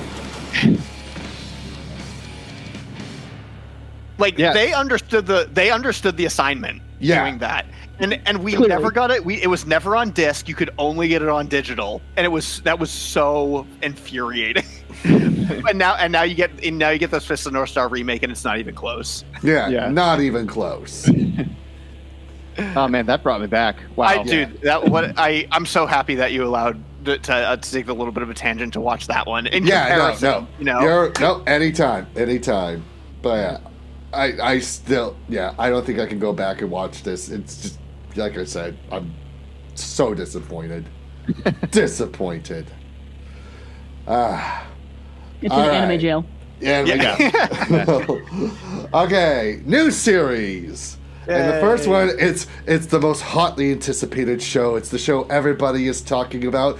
Hey fellas, do you like big girls? Do you like porn? This is like legit porn. It is. So I read. This is one that I read the manga for. I read the manga to this. I didn't finish it. I eventually got to the point where I was like, this is porn, and just stopped reading it. Yeah. I can't believe this got the attention at all, that because a lot of people don't know what this is, right? Like I just happened to come across it on my manga adventures, reading stuff, and I read the manga and I was like, oh, like this could never be an anime because it's porn. Well, here it is. Yeah. Right. Yeah. And he's got the little volleyball coach there, or helper, who's living with all these tall, big-titted volleyball players. Oh, dude, this is so much like. Oh, and there's volleyball in this, you know, like where it's the setting is a volleyball thing, but you're just like, oh yeah, and they play volleyball, I guess, sometimes. Yeah. And the my biggest issue with this, like, isn't that it exists. There's a lot of stuff like this that exists. Mm-hmm. It's the show is so cucked and weird that, like, because she doesn't even like him, right? Like, that's like the biggest thing about this. She doesn't like him, but she just likes having sex with him.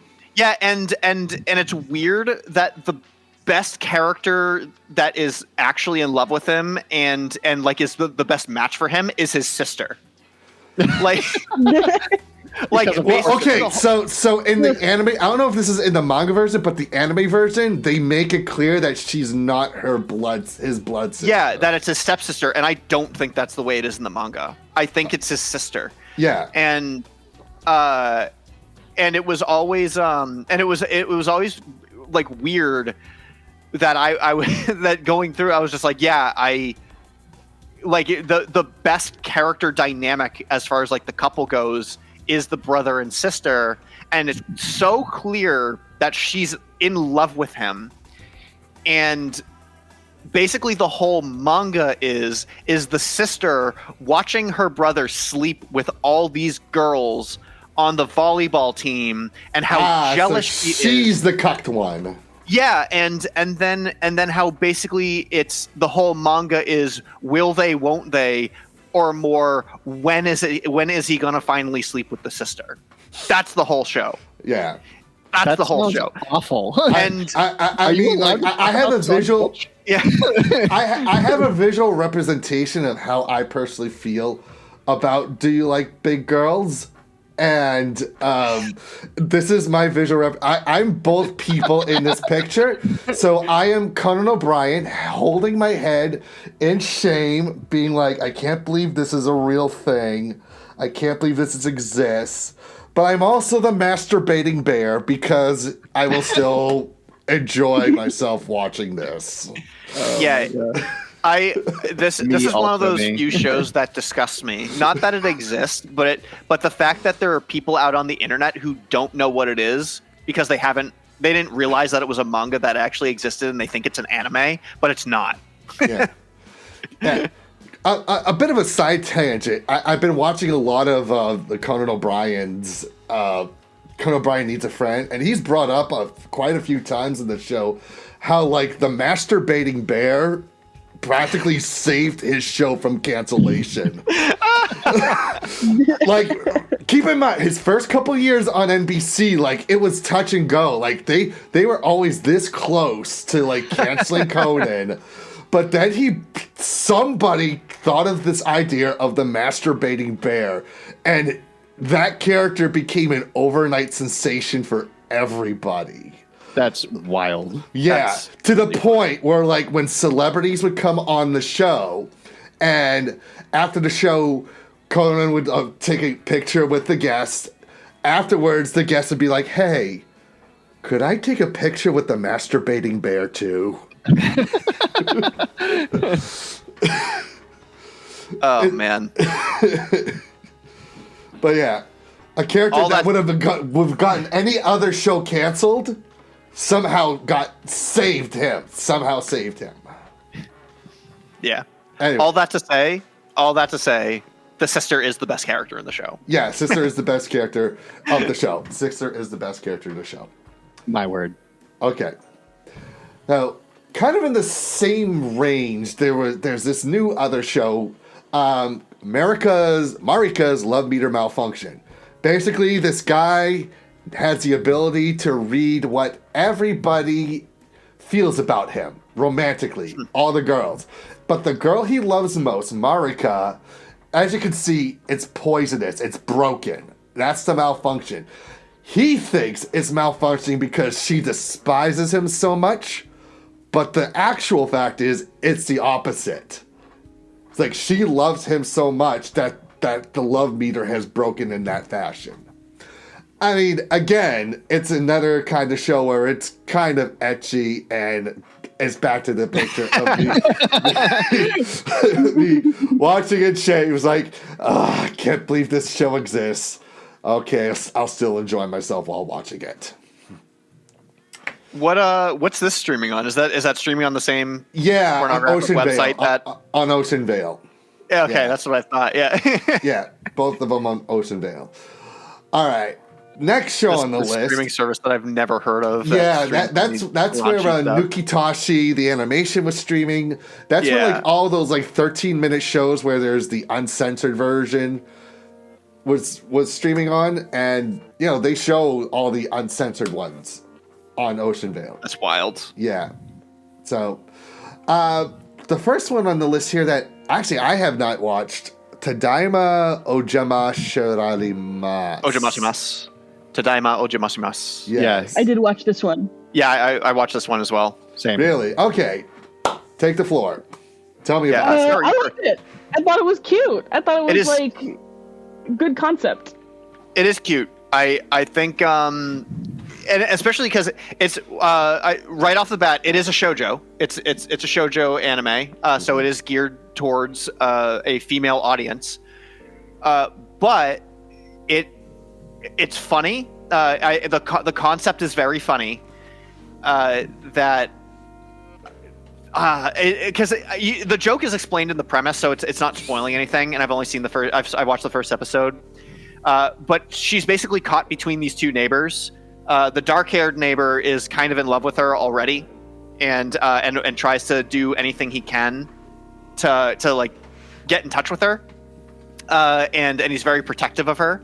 Where the red neighbor there, he is the author of her favorite anime and manga series.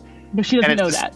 Yeah, and she doesn't know that. She doesn't know that her neighbor is this. She's very scared of the noise complaints that are always coming from him, even because he's brutal about it. He smashes on the wall when the stuff comes out, and she thinks it's because she's watching anime too loud, but it only happens when she's watching a specific anime, and it's just funny because it's this cutesy cutesy, like, cavity-inducing anime, and it's this like delinquent, right? This hard listens to Rise of the North Star delinquent, right?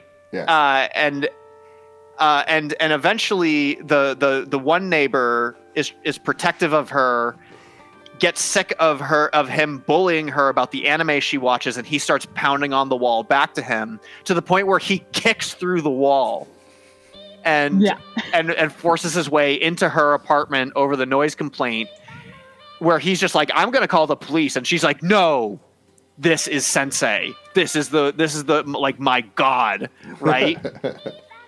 and then of course it turns into this love triangle kind of a thing. Like, the first episode doesn't introduce the love triangle. It's more of like a guy being protective over her, and she worships the other guy because it's her favorite manga creator ever. And he's kind of a slob, or he's not kind of a slob. He is a slob, and he's rude. But he makes the greatest anime ever in her eyes. And then he kicks through the other neighbor's wall, and now they're all connected in through a hole in the wall. Yeah, and like the mangaka, the one in the red jacket, he like just wants to eat her food because he's a slob and he doesn't make his own food. Yeah. So like he's coming over on the pretext of, you're gonna make me food, and then the other guy, she had like initially done this thing like, oh, I'll just he said, I'll just pretend to be your boyfriend, and now she's kind of locked into it because the guy in the red jacket is like, oh well, you know, I'll have to pay for 3 because your boyfriend will be mad if you're only feeding me, and then he's like, yep, my girlfriend, and she's just like, oh, we're still playing this game, when he clearly does not want it to be a game. That's right. I forgot about that part of the premise. Yeah, it's pretty cute. I really liked her as a character. I thought she was very adorable. I think the other two are interesting. I'm interested to see where the obvious miscommunication trope is going to play in, and like all of the typical shoujo tropes. But I'm looking forward to it. I think it's going to be fun. I really liked her, the friends that they drew for her. Yes, she had these. It was very different. It was unique and odd, and I thought it was really cute. I thought they did a really good job expressing her and her reactions to this ridiculous situation. So animation quality is top notch. Or at least it was for the first episode. It could be like one of those shows where they immediately drop the quality, but I don't think they will. It's nice. It's a good shoujo anime for sure. Yeah. I like the little idiot curl she has. You know, she has one of those little anime. Yeah, that's right. And I haven't seen that in so long. Yeah, like it feels like it's been forever. Yeah, she's got one, and I don't know. I feel like most of the time I see it on male characters, so it was just like kind of refreshing to see this very interesting character design as well. Yeah, because she is kind of, even though the red shirt guy is kind of the buffoon, she's also kind of the buffoon, which is weird. Okay. Yeah. So they're both idiots. They deserve each other. Yeah. Recommend. I do recommend. Yeah. Recommend. Okay. All right. Next on the list, Yoa Yoa Sensei. So you got this Yoa Yoa Sensei. Everybody is terrified of her because whenever she enters the class, she's got this weird aura around her. And she's got this look on her face that terrifies them. But the truth of the matter is, the sensei has super social and anxiety and is trying her absolute best to teach with gusto, but fails spectacularly every single way.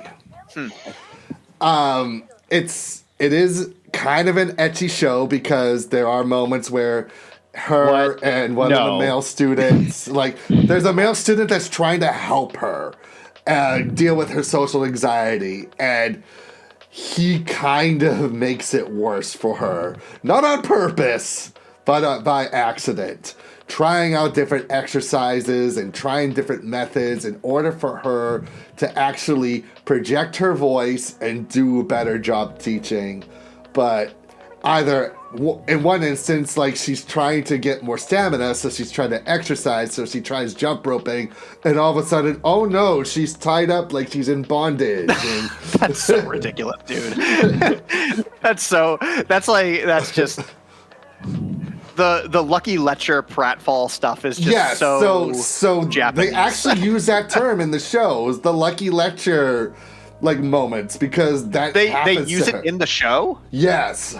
So the trope has now become a meta. Yeah. Oh my gosh. It's not the first anime that's made it, that's become meta. Fire Force actually does that with one of their characters. But do they say Lucky Letcher? Yes, they say Lucky Letcher.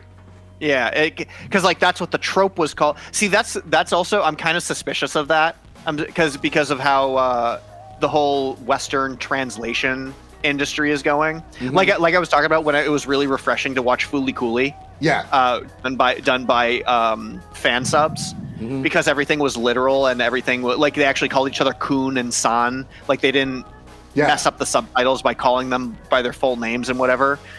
I don't like this new era of Western animation where they're treating us like idiots that we can't understand stuff if it's not in Gen Z speak. Mm-hmm. And I'm wondering if the actual anime translates Lucky Letcher, or if that's just Western audiences being like, her, Lucky Letcher. Let's just make it say that because we're meta and, whatever. Yeah, that's a good point. That's actually a very good point. I don't know. Because they do also do that in one of the upcoming shows that we're going to talk about. Okay, all right. Next one on the list. This one I actually didn't watch either, but Needy Girl Overdose.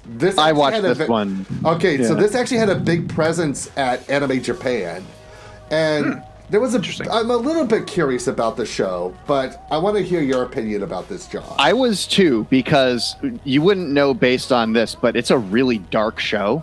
Okay. The first episode it brought me back to this time where I would stay up for Adult Swim and watch Boogie Pop Phantom, and like watching this because like it has like 5 different kinds of mediums. Like I gotta correct you, actually. That was Anna Monday that had Boogie Pop Phantom. Right. We watched Boogie Pop Phantom on Verizon on demand because we had. Right. But like, if you understand what I mean, though, like the first episode made 0 sense at all. It was just kind of like the last episodes of Evangelion before the movie came out, and it was really strange how like nothing made sense. It's about this. The world is based on how like your popularity is based on how many likes you get on social media, kind of like that Hero show that you were talking about. To Be Hero X. Yeah. So this one is the same thing, except like your livelihood is based off of how many likes you get on social media, which isn't all too far off from what happens nowadays, I suppose. But like, it's really like your social standings are how many likes you get as well. So like your quality of life is also linked to how many likes you get. And so it's based off this one girl here. I forget her name. I don't even know if they mentioned it. Oh, they do. It's K.A. Angel. She's like the #1 streamer in the world. And so they're talking about her life, and it's kind of like this documentarian style of how they're following her, but like they're not even in the realm of reality. They're like walking through space while they're doing it, and like all these things are popping up, and then like all the people watching are like on their phones, and like it makes 0 sense whatsoever. And I really don't know if I liked it. I can't tell you if what I saw I liked. I guess the answer is no, because I don't want to go back to it, but I really feel like there's somebody out there who's going to see this and be like, this is art, like they're going to see the art house nature of it and they're going to be like, more. And it's not for me, I don't think, but like there was live action stuff in it. There was like rotoscoped, and there was like overlays and like just like these really weird filters and different kinds of animation styles, like different timings on stuff. It was very strange, and you would definitely need 3 episodes of this probably to get exactly what's going on in it, but I don't think I can make it that far. So. Okay. Interesting. Very interesting. All right. Next one. Ichijoma Mankitsu Gurashi. We've got ourselves a cute girls doing cute things anime. So this is actually published in Manga Kirara Karot, which is the same magazine that has Yurukap, Slow Loop, and Bocchi the Rock. So if you've watched those 3 shows, you know you've got the cute looking girls. So this anime is about 4 high school women who are now going to high school in Tokyo, but instead of living in dormitories, they are living and working in a manga cafe. Huh. So, and now the blue-haired one that's in the front, the reason why she actually is now going to this high school, one of the 3, I believe the redhead one, her family owns the school, and so she also owns the manga cafe. And the reason why she brought the blue-haired one into the school is because she thinks she's her favorite mangaka because they share the exact same name. Okay. Yeah. It's very cute. It's very funny. And it's definitely one of those shows where, you see the cute girls and there's some underwear shots here and there. But it's fun. It's very funny. It's one of the ones that's actually being shown on YouTube on its anime channel. Oh, interesting. Yeah. So I like it. Because I can't remember Is it streaming anywhere else? I believe it also on Ocean Vale too. But it's also on YouTube. And okay. Yeah, I can't remember the last time I watched a cute girls doing cute things anime that wasn't like a 2nd or 3rd season, but yeah, I might stick around for it. It was enjoyable for what it is. Cool. Okay, now we've got Beast Man and Big Titted Elf Girl hang out with Small Boy. I don't know. I can't read those. This is okay. This is because there's no English representation of the title, so it's somewhat of the along the lines of the strongest class isn't mage or sage, but an appraiser provisional. And the thing that drew me to this anime was me scrolling through X and then seeing dark-skinned cat girl, and I was just like, I'm in. Show me the show with a dark-skinned cat girl in it. And so it's an isekai about this high school kid wakes up in a fantasy world, and he has his starting class is appraiser. And basically what that allows him to do is see the stats of everything and have a skill called tutorial, which basically teaches him how to do everything on his own, or like teaches him how to do everything without having to learn it on his own, I guess. Mm-hmm. And so he just learns all these skills and how to do them first, and gets to read all of everybody else's skills, which gives him an advantage on literally everything in the world. Mm-hmm. So he wakes up in this field, and then this elf shows up, the elf with the big boobs, and she is basically in a party of her own because nobody wants to be in a party with her because she's kind of a goof. And I actually like her as a character. Really? There's a lot of like pratfally stuff with her where like her shirt is constantly busting open, that kind of thing. But the things that they do with her facial expressions as far as animation goes is stuff that I really enjoy. Like I really like the animation that they do for her. I find it to be really unique in her reaction. So that was kind of my actual draw into the show was, okay, yeah, sure, haha, could have dark-skinned cat girl character. That's funny. But how was the show actually?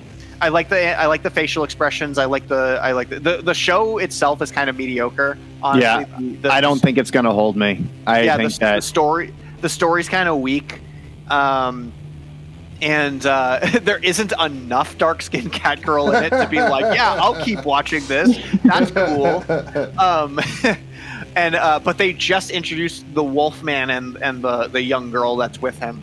Okay. Because even though he looks like he's 10, The little girl who's down there is actually 10. He's in high school. I don't know how old he is. He's probably like 15, 16 years old. They say 16 because I did watch the first episode of this one. They say 16. Oh, you watched the first episode of this one too? Yeah. Okay. It's just kind of generic. I'm with you. It's just generic. Yeah. Do you agree with me at least on like how like the elf has like these cool like animation things that they do with her? Yeah. Or like she does. Her Super D moments I find are cute and unique. But then they do this odd thing within episode 2 where now they're in 2 separate parties. Where the elf split girl the party immediately. Yeah, they split the party immediately, and the elf girl is with this dark-haired girl going back to the elf kingdom, and the boy is now with this wolf guy and the little girl. And I'm like, I don't understand why they did that right away. Like they introduced these characters as party members. Now they're in a party together, and now they split off. That's weird. So I'll have to wait and see what happens with that. Episode 2 had a lot of the cat girl, so I was like, that's neat. And then. And now the show is just kind of generic in as far as an isekai goes. So I don't know. Maybe I'll keep watching it. Maybe I'll drop it because there are way better shows to watch this season. Oh yeah, without question. Wednesday nights are going to be my favorite night ever. Okay. And we'll talk about that a little later. Okay. Cool. All right. Next up. So Rilakuma.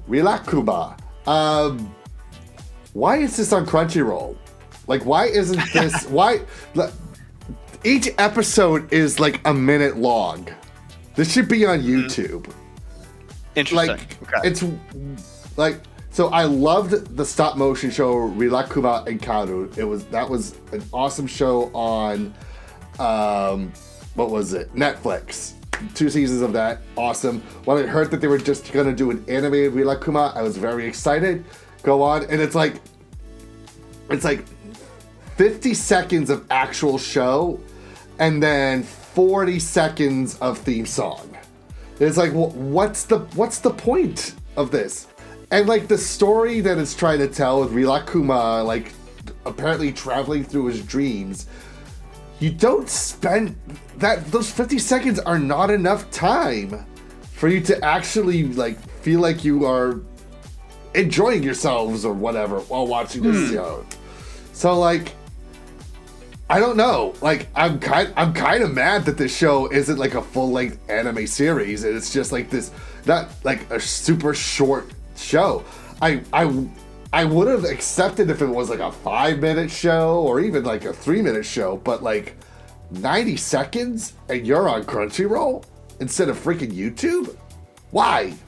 I don't know. Because anime. Yeah. Okay. Because we got the license to it, Evan. It was like we're not going to waste the license. We got the license for this bear show. All right. Okay. All right. Let's move on to something I think most of us could talk about. Gals can't be kind to otaku? Before we talk about the show, so I went to the panel for this at Anime Japan, and like, it was surrounded by a lot of guys there that are obviously the otaku kind, and let me tell you, most of those guys seem to not know what a bath is. Yeah. I thought you were gonna say they all had a gal around their arms, like no, a gal hooked around their arm, being like, "It's true." Do you remember this scent of corn funk? Think of that, but 5 times worse. Remember, I live in it.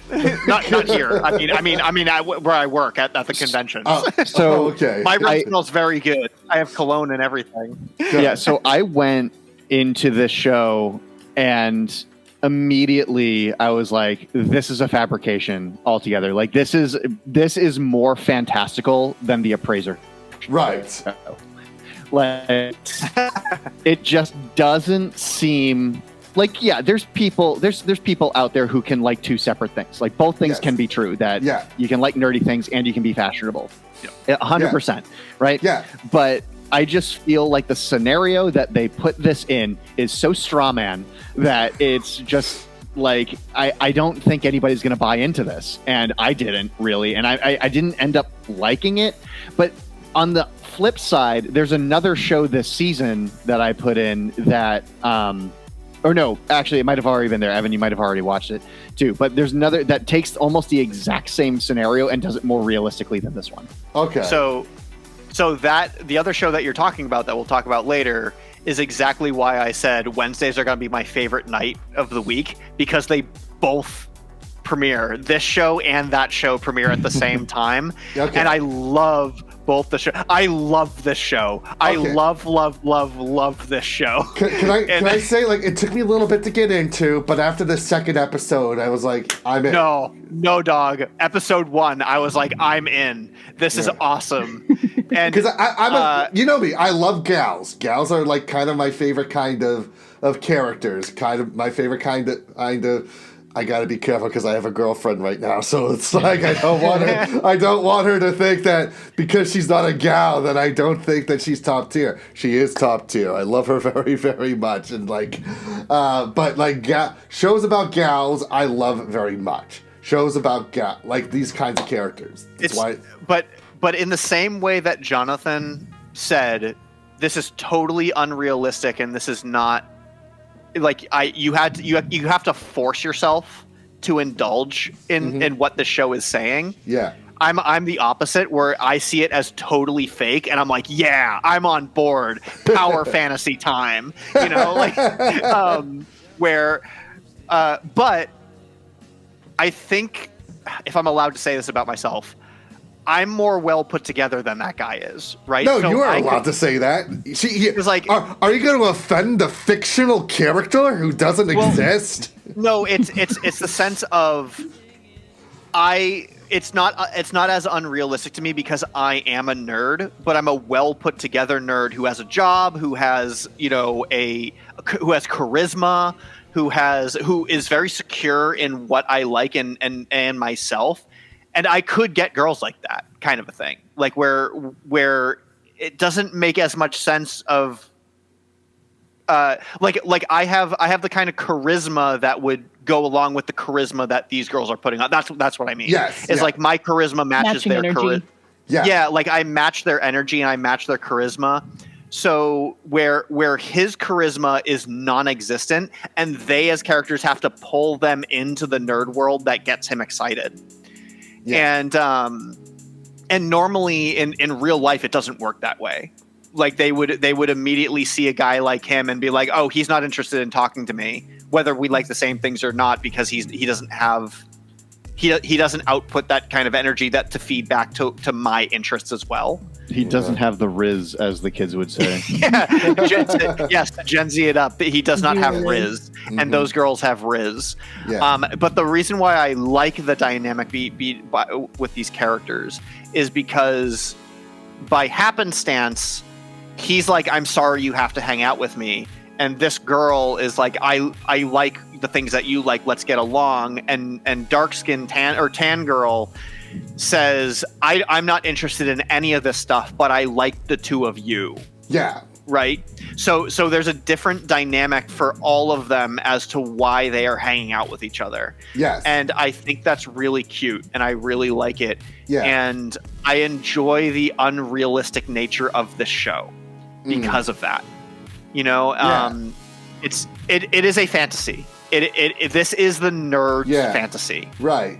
I find it interesting too that, like, okay, so the guy and the brown-haired girl have the same common interest. They love the same cute girl, magical girl anime show. Yeah, they like Glittermon. Yeah, they like Glittermon. And yet, him and the dark-skinned gal kind of have better chemistry together.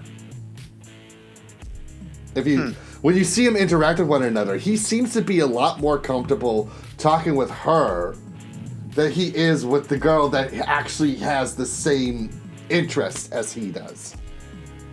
Yeah. Yeah. Yeah. So, but I'm with you. I do like this show too. I really do enjoy it. It took me a couple episodes. It took me until episode 2. You seem to like love it right away.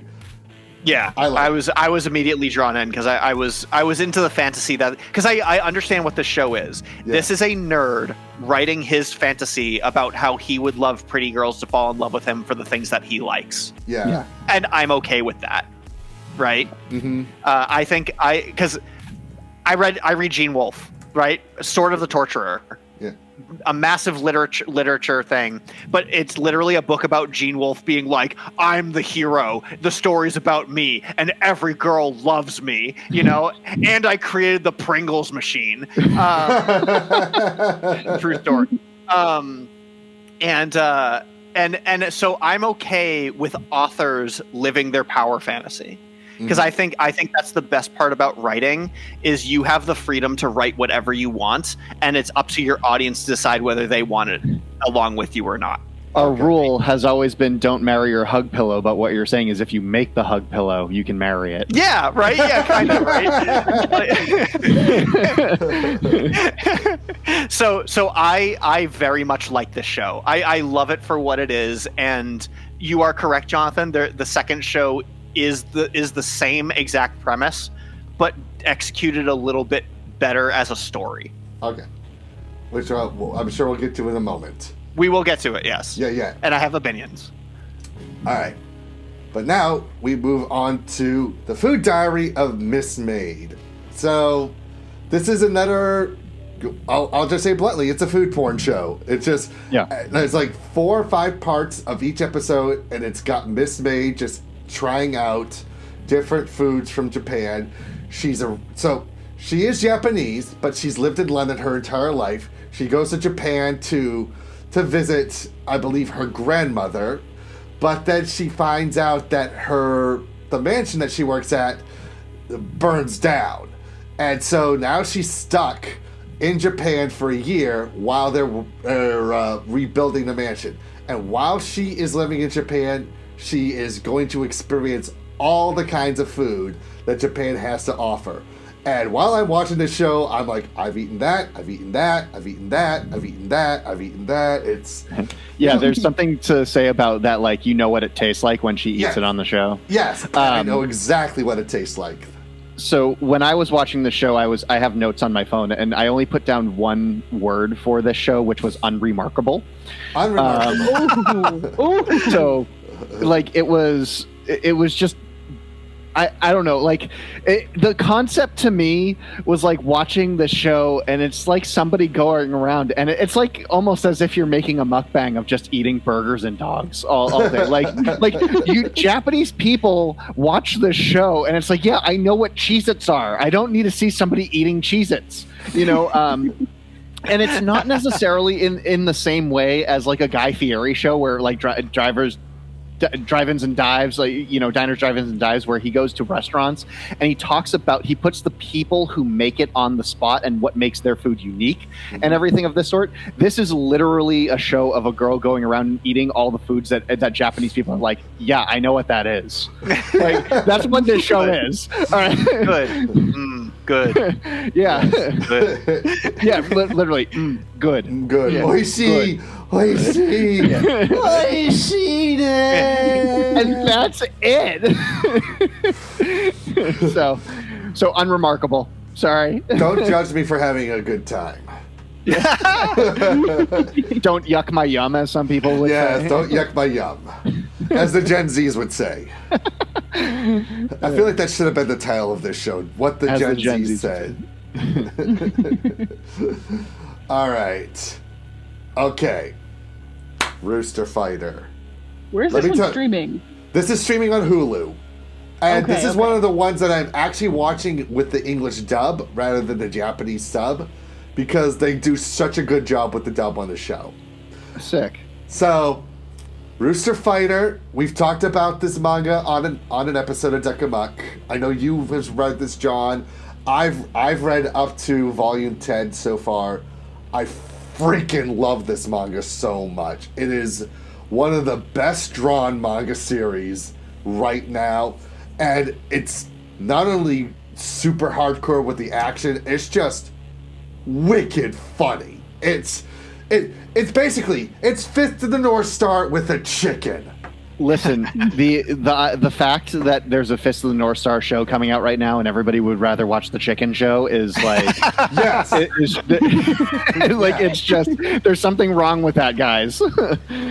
Well, remember, I used to have this theory because it was revealed that the guy who writes the manga, he was writing it under a pseudonym, and they're saying, "Oh, it's a guy who's been around for decades in the manga industry." And for a while, I'm like, "Is it actually the Fist of the North guy?" Yeah, is it the Sorcerer guy? Yeah, is it Tatsuro Hara and Bronson? Are they the ones that are making Rooster Fighter? But turns out, no, that's not the case. He actually showed up at Anime NYC, and it's definitely not Tetsuro Hara or Bronson. Boo! I know, boo, boo, boo. But I love the manga, and I do enjoy the anime. But the problem with the anime, and very similar to the new Fist North Star, the CGI can be a little bit off from time to time. The CGI animation can be a little bit stiff, and it's not the adaptation I was hoping for when it came to Rooster Fighter. That being said, when the action hits in Rooster Fighter, oh my god, that's where the budget for the CGI went. Like the cockadoodle, the cockadoodle. It's like, man, like it's so badass watching. I just like the idea that that the author of this basically woke up one day and was like, I've struck gold. Like, like I know where it is. I've solved the puzzle. He has. It's super funny. It's very interesting. The English dub, so Patrick Seitz plays Keiji, the main chicken, and he's just perfect. If you know Patrick Seitz, he plays who was the big muscular guy in Kill la Kill? Like he can roar like nobody's business. He does such a good job. All the voice actors in the show actually do a very good job with the dub. It's not like with the Fist of the North Star where you think it's AI. Like they are all in on not just the characters but the joke of this show. It's not the best Shonen Jump series. It's not the best Shonen or technically Seinen show or the best action show, but it's still wicked enjoyable. It's still I'm still like watching it, and I'm hoping that as the series goes on that we're gonna get a full-on adaptation of it. Let's cross fingers. Cross fingers. All right. So I'm gonna say, okay, so this is another isekai show, I take it? So you don't know? This means that Jonathan saw it and he stepped away. Yeah. Oh no. He's gonna check on those windows to make sure everything is A-okay with those Are windows. they still there? Are the windows still... They've been transported to another world. Yes, he's been isekai'd. All right. Jonathan. It was a great discussion on the anime that you put up. Okay. Wait, is he coming? Is he back? Yeah. Hey, guy, the one that your show came on. Yeah, your show came on. What's I know. this, I'm John? sorry. There's when construction happens, there's a lot of questions. So this show is weird. What did I write about it? Oh, no, actually, sorry. My notes are, man, this was stupid, and I really don't know if I like it. That's what I wrote down.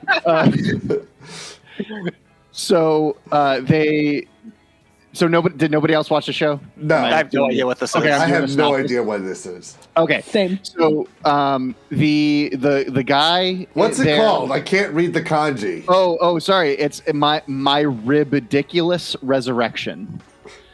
What? And yeah, because I'm gonna get to that. So the dude dies, and this goddess right here, this angel, has the capability of resurrecting him, and he gets to be isekai'd into any place that he wants to be forever. But there's a waiting room for every scenario that you want to be in. The concept of it is amazing.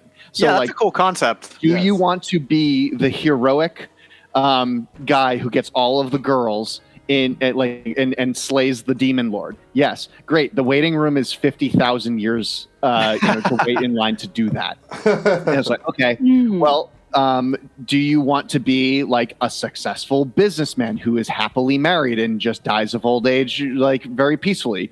Great. It's still 100,000 years for that waiting room. And so this guy right here says, all right, I want to be the lower rib of the guy who saves the world. All right, it's about 7 seconds to wait for that. So he gets resurrected as the rib of the hero who saves the world. And the first episode is he does that, and then he dies, and then he goes back to the waiting room and he recalls his journey as the rib of the hero who saved the world. And it's a completely different animation style for when he retells the story. The problem is this idiot who's the main character is so freaking annoying that it's not fun to watch. The way that he retells the story is just so grating, and it's the concept of it is so dang good, but it just didn't work in the first episode with the way of how annoying the characters were. The concept sounds phenomenal. The concept sounds amazing, but then you've got I'm just picturing when I think of grading, I'm thinking of the episode of Animaniacs where it's the guy who has a story about meeting Bob Barker and eating a bologna and cheese ball sandwich. No, this guy is more like he's not as annoying as the main character from what was that show? Asta from Black Clover. Oh, Black Clover. So I want to be with a king. I want to be with a king. He's not as annoying as Asta. But he is like I don't know. He's just like so stupid that he's brilliant because he wants to be the rib, but he's stupid because he wants to be the rib. And so I don't know. And then the goddess is a kudere, and she their personalities don't mix, and it's just it wasn't fun in the way that you would expect it to be fun. So yeah. You're making it. Who remembers that YouTuber Fred? Because you're making it sound like that this main character is Fred from that YouTuber who was just the most annoying YouTuber of all time. Similar vibes, actually. Yeah, that's not too far off. Mm-hmm. I would have preferred the bologna and sandwich guy. To be honest with you. Okay. Now we've got the Ramparts of Ice. Yeah, I'm surprised I didn't make it to this one. This is one that's on my list, but I didn't watch it yet. It's also on my list. I didn't watch it yet. I attempted to watch it, and the dynamics of the two main characters normally is something that I'm into. It's like the guy is super tall and she is kind of short, pretty much like my relationship right now. I'm the tall one, she's the short one.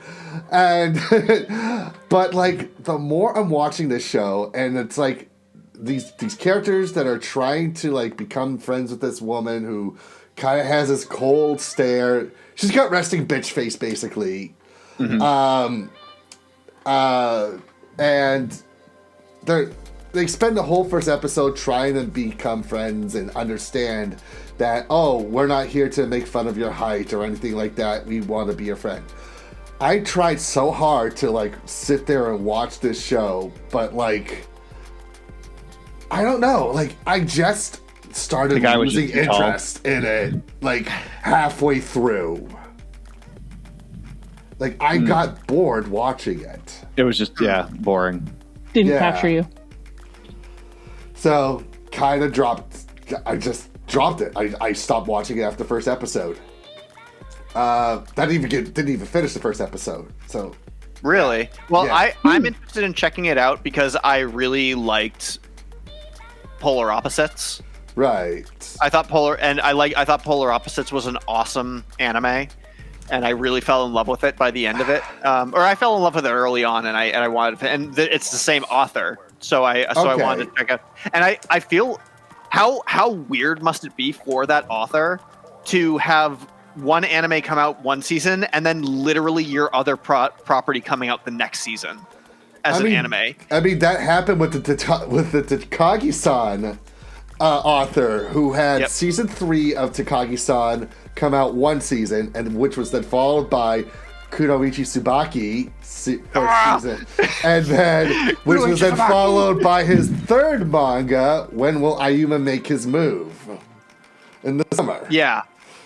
So, but again, like that's Takagi-san, right?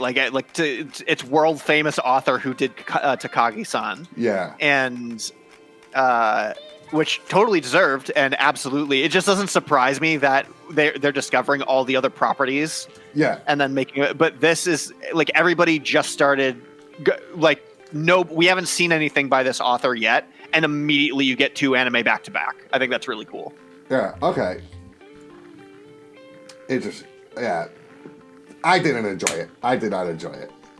Yeah. Okay. But now we're going into a couple of Shonen Jump shows. These are Shonen Jump shows that I read the manga for, really enjoy. And the first one is Marriage Toxin. Mm-hmm. Have any of you guys watched this one? No, the show that came insanely highly recommended that you say we watch, and I did not get around to it yet. It's on my list, but I didn't watch it. I did watch it. Yes. Okay. So we have the Poison Master, Gero.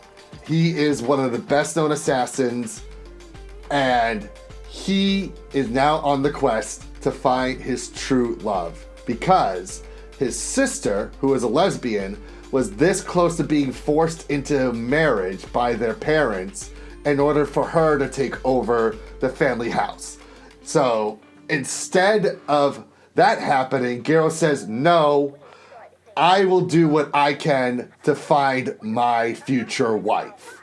And so now Gero, along with, I can't believe I'm forgetting her name, even though I've been reading the manga, they are now the blonde one is now helping Gero with finding the perfect wife and helping him become the perfect dating person because he's got 0 dating experience and he's just the absolute worst at dating.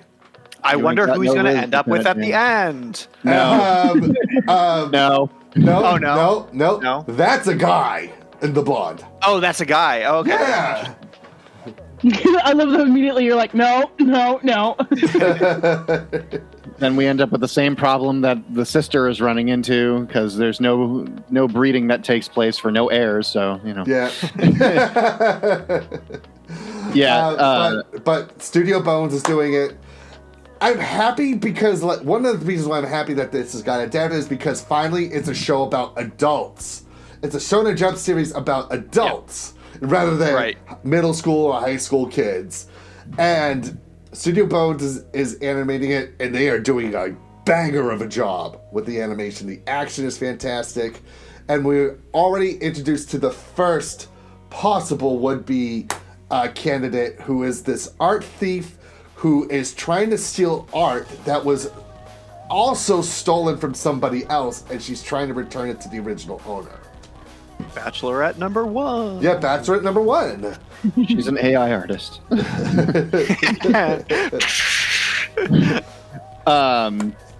I was lukewarm on the first episode. You were lukewarm to it. Okay. I thought that the concept of it is great.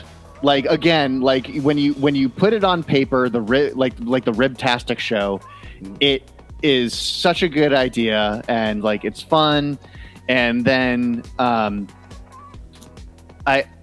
don't really know how I felt about the first episode after I watched it. Like, it was fine, but I don't think fine is enough for me to go to the second episode. I don't know what I didn't like about it. Like, to be honest with you, I guess I'll give it like episode 2 a shot. It's just that it's been stagnant in my Crunchyroll list. Okay. And I just haven't pulled the trigger to just play the episode. So there's been a lot of better stuff. All right. But if you can vouch, take it from me, who has been reading the manga up to, I just reviewed, I think, volume 11 of Marriage Toxin. It's great. It's very action-packed. And there are even times where, you would think that Garo would always be, the white knight who comes in on his noble steed to save all the different girls. There are times where the women that he is supposed to go and save actually do the saving themselves. And it's awesome when that happens. It's a very enjoyable manga. Like, I always look forward to the next volume. I always look forward to reviewing the next volume of the manga. So, do give it another shot, John. I promise you, it is very enjoyable. Yeah, I've meant to go back. It's a very colorful show, but Yeah. like the art style on the promo thing here is accurate. But yeah, I'll give it episode 2. Maybe when like the actual girls come up and everything like that. Maybe I don't like him. Maybe like I don't like Garo that much. I don't know. He gets better. He gets better. He Yeah. gets better. I promise. I promise. The other big Shonen Jump show, Kill Blue. So you have this assassin who, after a mission, he is stung by this hornet that is filled with a weird toxin that turns him back into a middle schooler. So now he is on the quest to go to this middle school because his boss wants him to scout out the school before he sends his kid there. And as the story goes on, he finds out that the daughter of one of the big pharmaceutical companies that he is supposedly hired to protect starts going to the school and is like prime #1 kidnapped victim. So now he also has to protect her in order to not only protect the pharmacy, but also protect the people who may actually have the cure to turn him back into an adult man. Huh. That actually sounds pretty good. It is really enjoyable. It does sound pretty good. It's excellent. Again, this is another series that I really look forward to each volume of the manga.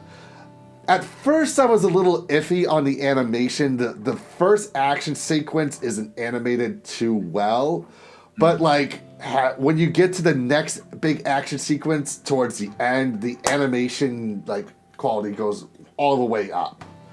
And it almost sounds like the author of this was reading Spy Family and was like, okay, but what if it was just about the school part? Kind of. I was thinking Detective Conan because, like, sure, yeah, Detective Conan. But I mean, like, in premise, not in execution. Yeah. Okay, but very enjoyable show. One of the things I do like about the character of Juzo, the assassin, is he goes into the whole thing of, I don't want to do this. I don't want to go through middle school. I didn't even go to middle school when I was a kid. I was just scooped up and put into Assassination Academy and such. But then he goes to middle school and he's like, oh my god, I love learning so much. And like he gets a high from doing homework. It's so funny and enjoyable. Definitely give this show a watch. All right. Very enjoyable series. Try to give it a shot if I can squeeze it into everything else I'm watching. Okay. Yeah. Okay. I don't know what this one is. Who put this one? I did. Oh. So this is Haibara New Game Plus. Okay. And it's about a guy who basically is like, dang, my life is so mediocre. I wish I could go back to high school. Yeah, I wish I could go back to high school and just no one ever. Yeah, and like relive everything so I could do it all again. So relife. Yeah, except he literally is just like out on his balcony smoking a cigarette saying, I wish I could do this, closes his eyes, opens it, and he's a kid again. There's no explanation to it. You just kind of accept it.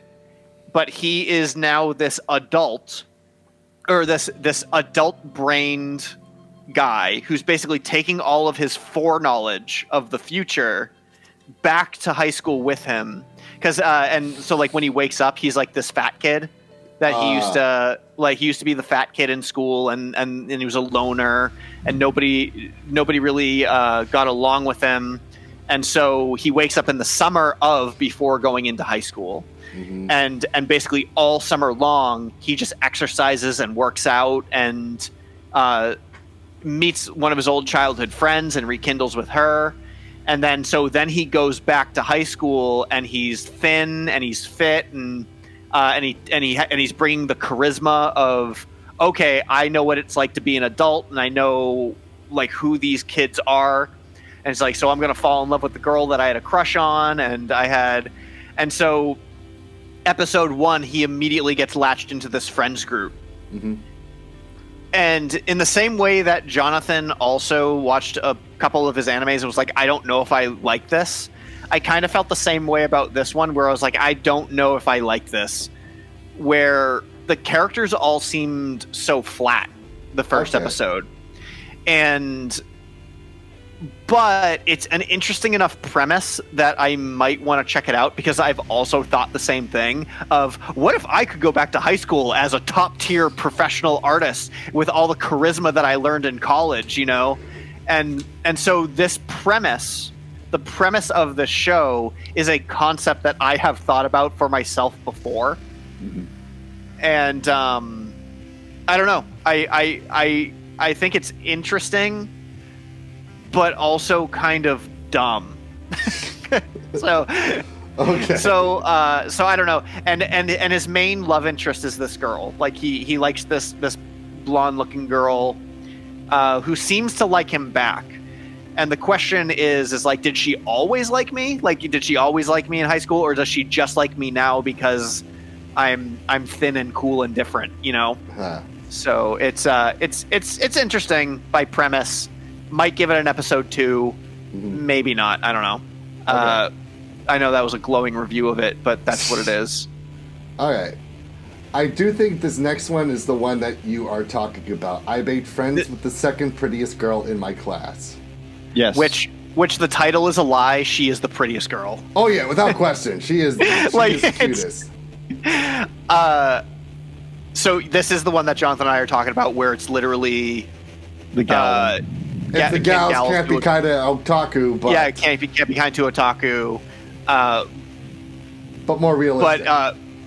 But told as like a story and not a premise. And I really love. First off, I love the animation style. Like, the animation is great. They all have really bright hairs and eyes, and like color-wise, like just on a color scheme point of view, like the colors are very bright and saturated in the show. And him as a character, I do like that they all have like a different color. Like, he's got green eyes, she's got red eyes, the blonde girl has blue eyes, and they're all kind of keeping a secret that they're friends with him. Yeah. Because the blonde girl also makes friends with him, but doesn't want the dark-haired girl to know, or the dark-haired girl doesn't want to know, well, I've been hanging out with him, which I think is weird. If I was the guy, I would just be like, hey, this is stupid. Can we just not do this and just say that I've been friends with all you guys this whole time? You know? And, but I like the dynamic of the characters. I like that there is that whole, well, he's a nerdy otaku, and I like these things too. Yeah. And I love the things that they're into. Like, they're into the schlocky Sharknado kind of movies. Yeah, and they did this cute. Yeah, they did this cute thing where, we became friends because we both like this very specific thing, but then we found out we have more in common, so we have a more of a reason to be friends with each other. Yeah, it is 100% more realistic, like, in every way, and more believable. I'm on board with these characters, and these characters also act like high school students, you know, and so. Yeah, they develop relationships more naturally than in the gal show, where they're like, I don't know why I'm friends with you, but I guess I'll keep being friends with you. I really like this show. But again, it's the concept of, this cake is better than this other cake, but I'm the, 2 cakes. You know, I'm that guy who's watching. I love that meme. Yeah, I know. Yeah, so I'm watching both gal otaku and second prettiest girl, and I'm loving both of them because I just think it's so great, you know. Yeah.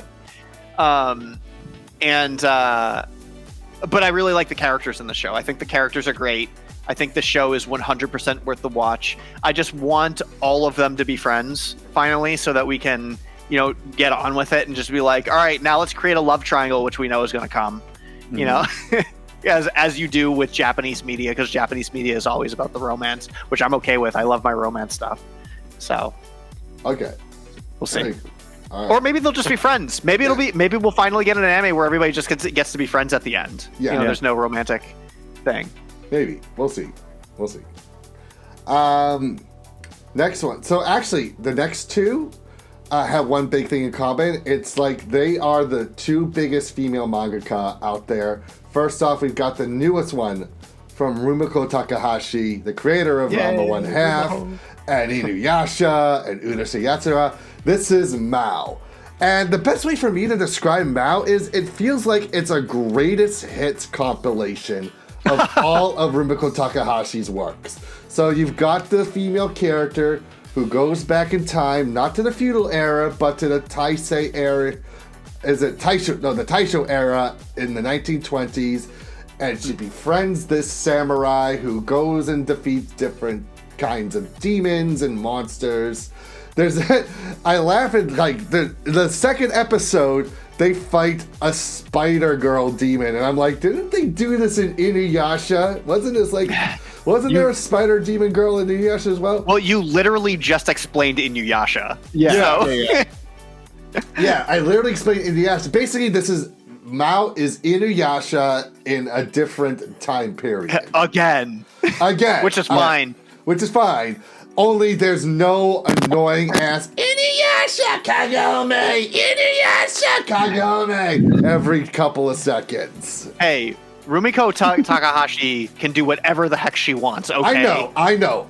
Believe me, she invented so many genres of manga and anime. She invented, without her, there'd be no harem comedies. I know. Believe me, I understand that. For all we care, she can make that guy turn into a girl when he gets splashed with cold water, and we don't care. We're along for the Yes, we're along for the ride. It's enjoyable. I am having fun watching this show. Even though it's basically some of the same things we've expected from Rumiko Takahashi, that's okay. Because she knows what she's good at, and this is what she's the best at. Hey, at least she's still creating. Yeah. You know? Like, actually, is she? How old is this manga based off of it? It's brand new. This is her most recent series. It's still most recent. Yeah, so she's still working on stuff. Like, that's awesome. Like, imagine, like, it's kind of like me. Like, I'm going to be creating, I hope to be creating comics until I'm 80 and then I die. Okay. But yeah. Okay. I don't know how to follow that up, but okay. I can't wait till you die. Until I die.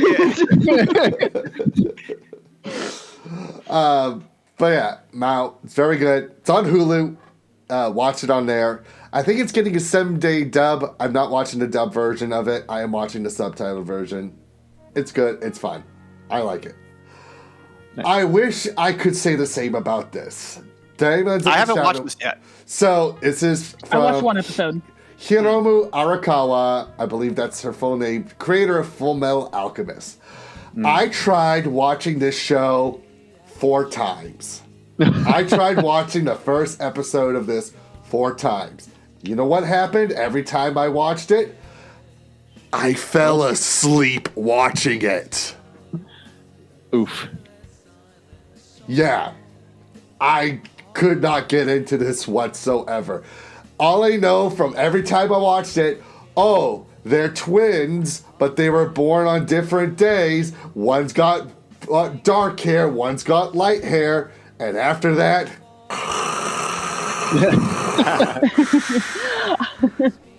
I did manage to get through the first episode. I wasn't as sleepy as you, I guess. I thought it was pretty decent. It didn't grip me the same way that her other stuff grips me, like even Silver Spoon. Like, Silver Spoon was great, know. man. More people should be talking about Silver Spoon. You know, like she's very talented in the way that she can tell so many different types of stories. Normally I have like a better concept of where she's going with it, and I just don't know. After the first episode, I have no idea where it's gonna go. Okay. Like it was a very like that.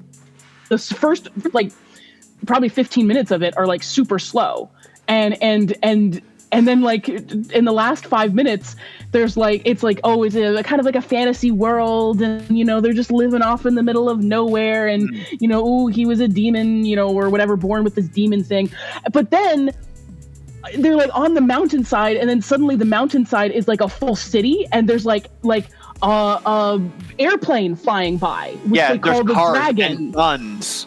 Yeah, and yeah, definitely guns. And it was just like, what the hell? I just didn't even know what was happening.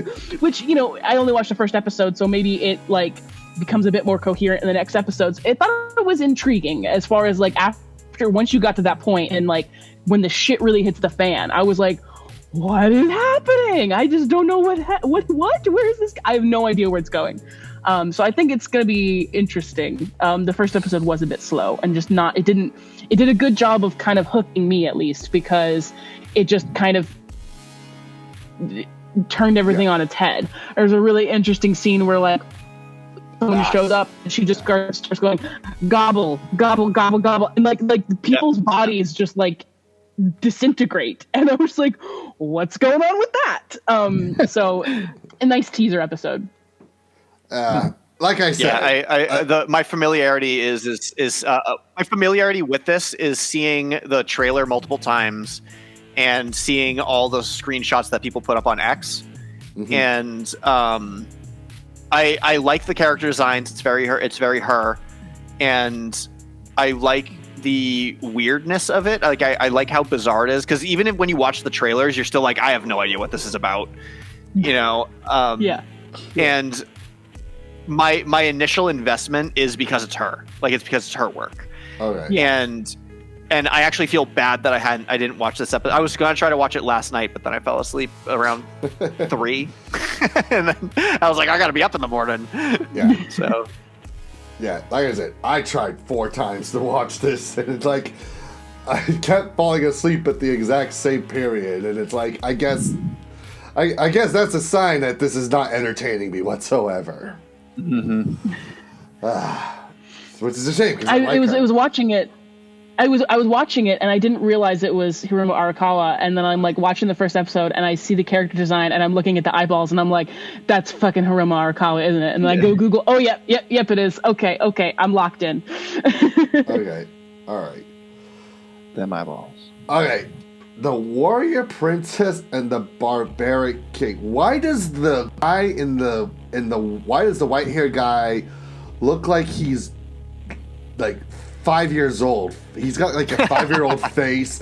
He looks like 2 children are standing on each other's, one standing on their shoulders to try to look like they're an adult. I think that's kind of the idea. So like the premise of this show is that the blonde girl in the front, who is mine, you know,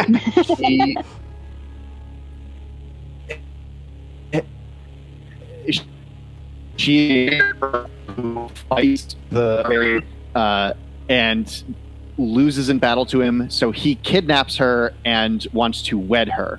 And I think the whole idea is that like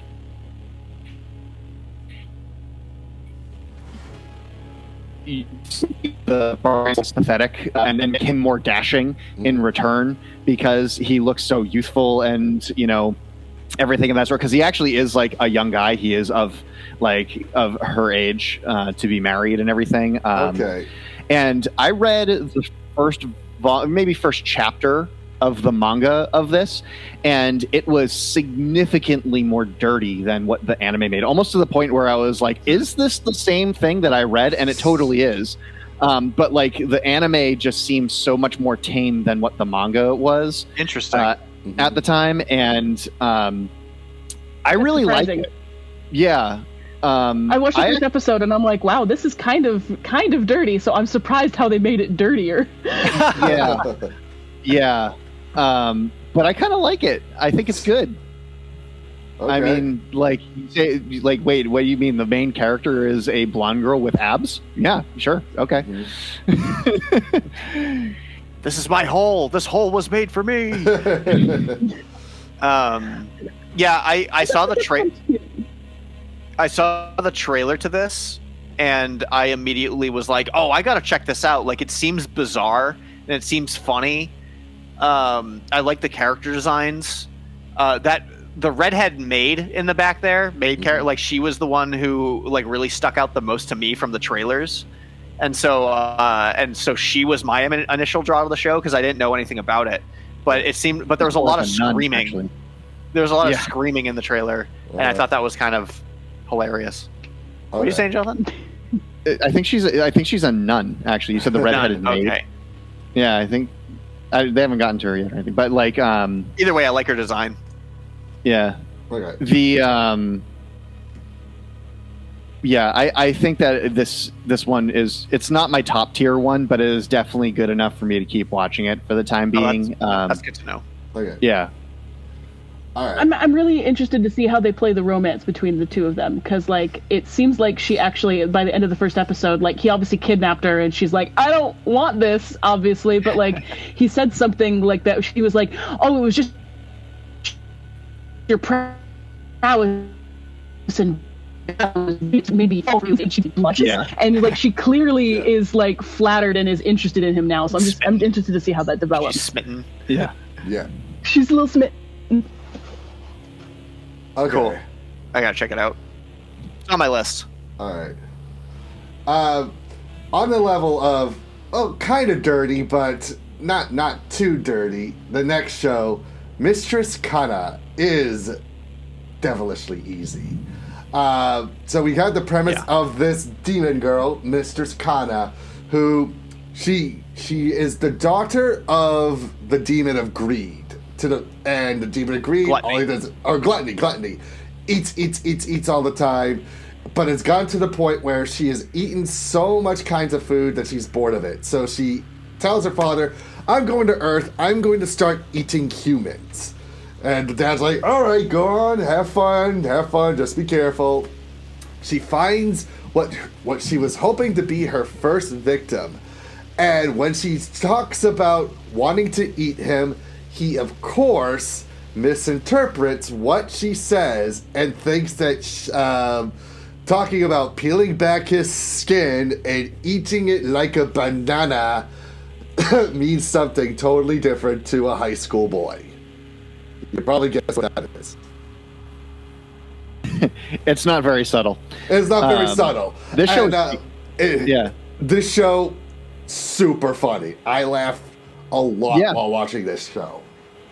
Really? I despise this show. I watched it. I was like, I hate this. Oh, I thought it was funny. I think the main character sucks. Kana's fine, but that guy is just the worst. Like, it's just he's not a character. He's literally just a vehicle for her to be jokes and then be like, ooh, I can't believe I said that. So he doesn't exist, and so like I kind of see him as like a cardboard cutout for the show to use to make jokes.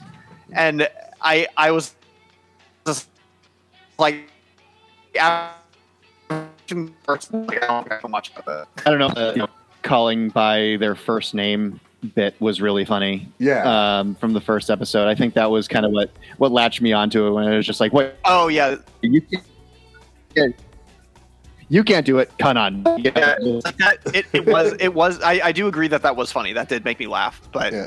But I just don't like him. I don't like him as a character, so it kind of like ruins the experience for me. Yeah, what's kind of funny is that he does actually act kind of like her cattle in a way, like as she describes it in the show. So he is doing the exact thing that she wants, except she's falling in love with it, which like he should be different in order to not do that.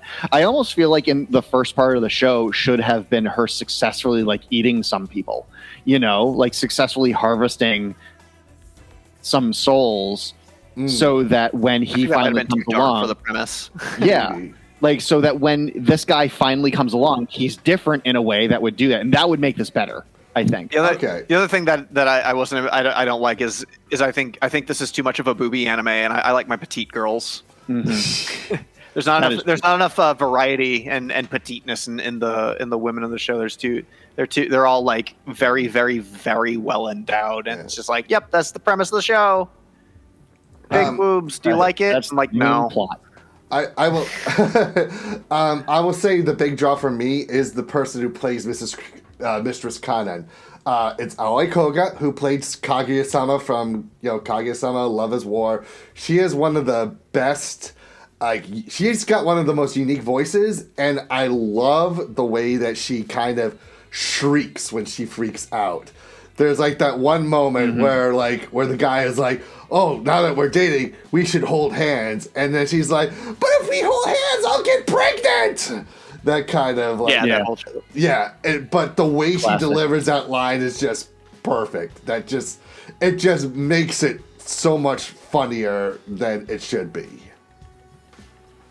To me, her performance to me is what drags me into watching Mistress Kana each week, because she is such a great actress. I definitely can't say that her performance is bad. That's not at all what I would suggest by saying that I don't like the show. Like, the performances her performance is phenomenal. Yeah.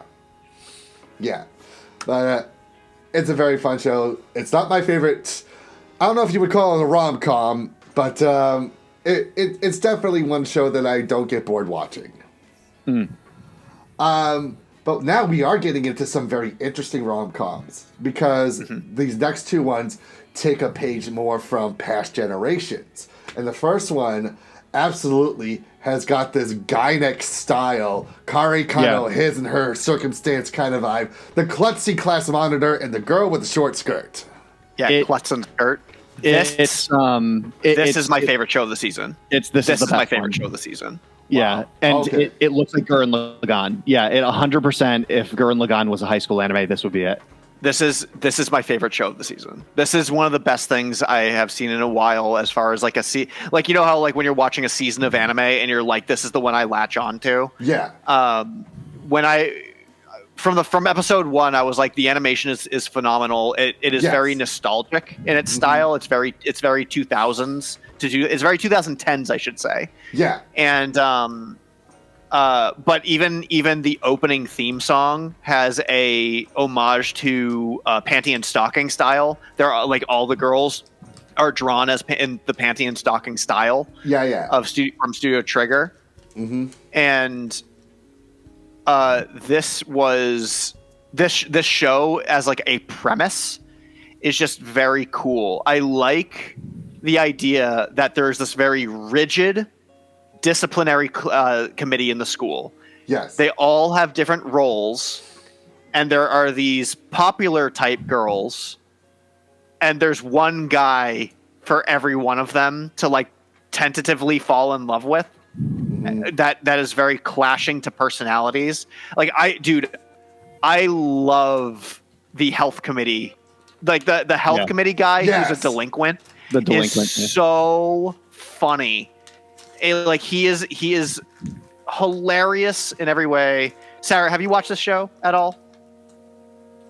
I have not, unfortunately. It was on the list of things I was going to check out, but I just watched other things. Yeah, this is brilliant. Yeah, the show is brilliant. I think my favorite character is the librarian. He is super funny. It is pretty funny, yeah. Yeah, where like in class he's like this super nerdy guy and like someone that no girl would ever talk to. But when he's in his element, when he's in the library, he becomes this Bishonen kind of. Yeah, he's very Bishonen. I loved the idea. Like they even came up with a term for it too. That he's like environmentally something. Like his social standings is based on the environment that he's put in, and it's like that's totally a thing. But I've never heard the word for it. They said it in the subtitles, and I caught on to it, and then I forgot what it was. But it was a very clever. Yes. But the other thing that I like about him is after they discover that fact about him, he becomes the villain, or a villain type. Yeah. He's even in his Bishonen style, he's kind of villainous and doesn't like anybody. It's great. What I actually thought was going to happen was that they were going to do one committee member for each one of the girl's friends to fall in love with. That's what I assumed as well. Yeah. Which I hope it does, because I love the idea of just not two couples, but there's one for everybody. Yeah, but this is what I like about the show, is one, the main girl is perfect. Perfect main girl. The guy who of the school committee who is they're friends. Like the way they become friends is so charming, and it just like the barbarian's wife, she is smitten with this boy. Like she's not obsessed with him. He likes him. He still kind of hates him, but she talks about him to her mom. And when the mom character shows up in the second episode, it's hilarious because she has a completely different personality than her daughter. Yeah. And they just have this frenemy. They're they are friends. That's what I like about it, is they're friends, but they argue like they're comfortable with each other. And how he is reasonable. Like he's a reasonable school committee. Like the whole coffee thing where he's like, you're not supposed to be drinking coffee on your way to school. And they're like, oh, well, do you want to come hang out with us after school? And he's like, I would love to come hang out with you after school. I fell in love with that line. I fell in love with it. The one part that is the juxtaposition of the characters base too is in the first episode when he walks her home, and then he's like, all right, I'll see you later. And then he goes, ha ha ha ha ha ha ha ha ha. He just goes across the street right to his door, and then he just walks his eyes like, wait a minute, we've been neighbors this whole time. Yeah, they find out they're neighbors. Yeah, which I knew. I knew that was gonna was gonna be exactly what happened. How come I've never run into at school? Oh, because he's there at 5 a.m. to open up the gates. They 100% set it up that was going to be the way that it was going to be done, but it was the way they delivered. Yeah, it was the comedic timing. Yeah, the way that they delivered that moment of the reveal was unique in its way of doing. And it was so good. Especially because he knew, but he didn't say anything about it. Yeah. I love the show to death. This is the best show of the season. Yeah, I love this show to death. Okay. Yeah. To me, this is the second best. And I'm hoping to count on you, Sarah, to talk about the next one, because this is my favorite rom-com. As this show takes an homage to the Heisei late 90s, early 2000s, this next rom-com takes a page out of Showa comedies of the era. Go for it, Nakamura-kun. It's really good. It's really cute. Oh my god! Talk about a show that we were talking about Rumiko Takahashi. This show feels like a Rumiko Takahashi anime from the 1980s. It looks like a Rumiko Takahashi show. It is proof. It is proof that you can do anime in older, decades, the older decade style. You know what I mean? You don't have to do modern style if you don't want to.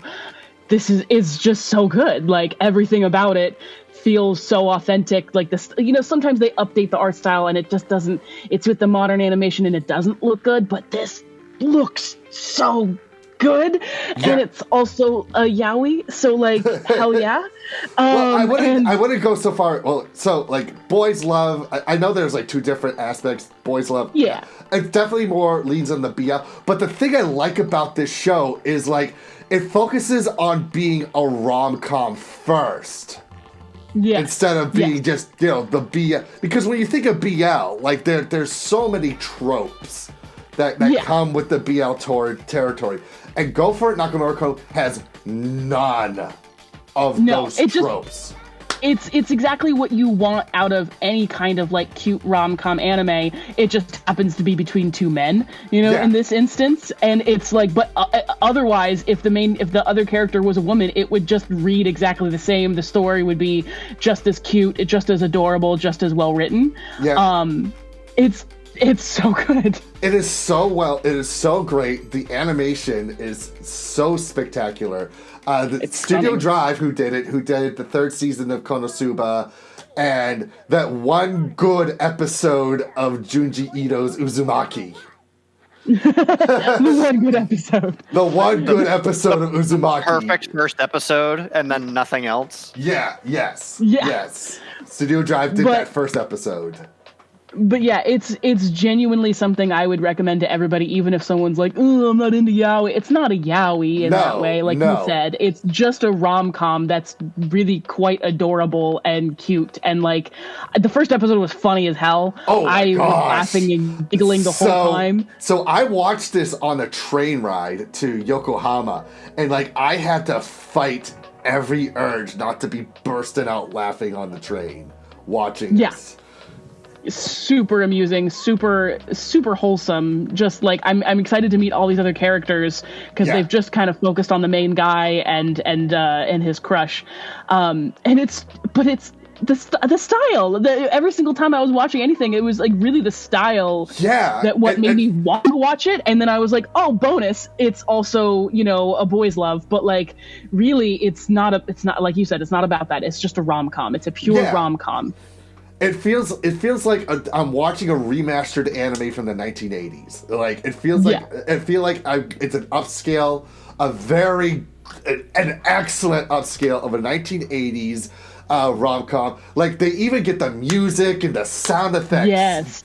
Like there's that one part where Nakamura is like he's fantasizing about Hirose, and they do that kind of sound that you would hear like in the 1980s like rom-com when someone thinking something like and it's like, oh, I haven't heard that sound in decades. Yeah, I mean it's there's something that's so wholesome about that, like just the art style and the hair shading on the hair, and there's even a couple scenes where it's like the background is just so 80s, like the shapes and the colors that they're using. It's so 80s. It heals something in me. And I do have to say, I love the Fujoshi character that's in there. It's like who Nakamura becomes friends with. It's like, so like he's looking through, like he picks up her notebook that's got all the drawings of all the classmates who are shipping the other boys, and Nakamura's like, could you draw a comic where me and Hirose become friends? And she does, and it's so cute. Yeah, I love it. I love it. It's everything. Again, it's very age appropriate for like them being that age as well. There's none of those gross yaoi tropes that I actually don't like. Yeah. And it's perfect. It's a perfect little fun slice of 80s modernized in a way, and I love it. Yeah, and I will also add too, I love the end credits. Each episode is a different song from the 1980s, and like it gets the vibe so well, like with how that city pop vibe. Oh man. Yeah. The lo-fi hip-hop girl kind of like reference in the end credits as well, which I really enjoyed. Yeah. But I like that every end credit sequence has a different animation, whether it's them driving, like, and it's like the cityscape, and you get a perfect visualization of what city pop is when you're watching them, like they're driving in the car and they're like the passengers in the car, and then you've got the one where Nakamura is kind of like dancing in his bedroom because he's just so giddy and such. It's like, I wish I could have saved this show for last because Go for Nakamura-kun actually may be my favorite show of the season. It was really high quality. It was really. I highly recommend anybody watch this. I think that anybody who's into anime would find something to enjoy about this. Yeah. It's funny. It's funny. The art style's good, and it's cute. Exactly. I find it to be bizarre that the two shows that both of us have rated as the top shows of the season are mimicking somebody else's style from an older era of anime and its romance. Yeah. It's a good observation. It's a very good observation. And that's why I actually paired them up together, because they both had this thing in common. A past era kind of brought back to a modern world, brought into the modern day. You've got Go For It Nakamura-kun, which perfectly encapsulates how a Showa rom-com was back in the 80s. And then you've got Klutzy Glass Monitor. Yeah, Klutzy Skirt. Klutzy Skirt. You got Klutzy Skirt, which perfectly encapsulates late 90s, early 2000s. I would even call it 2010s, the 2010s.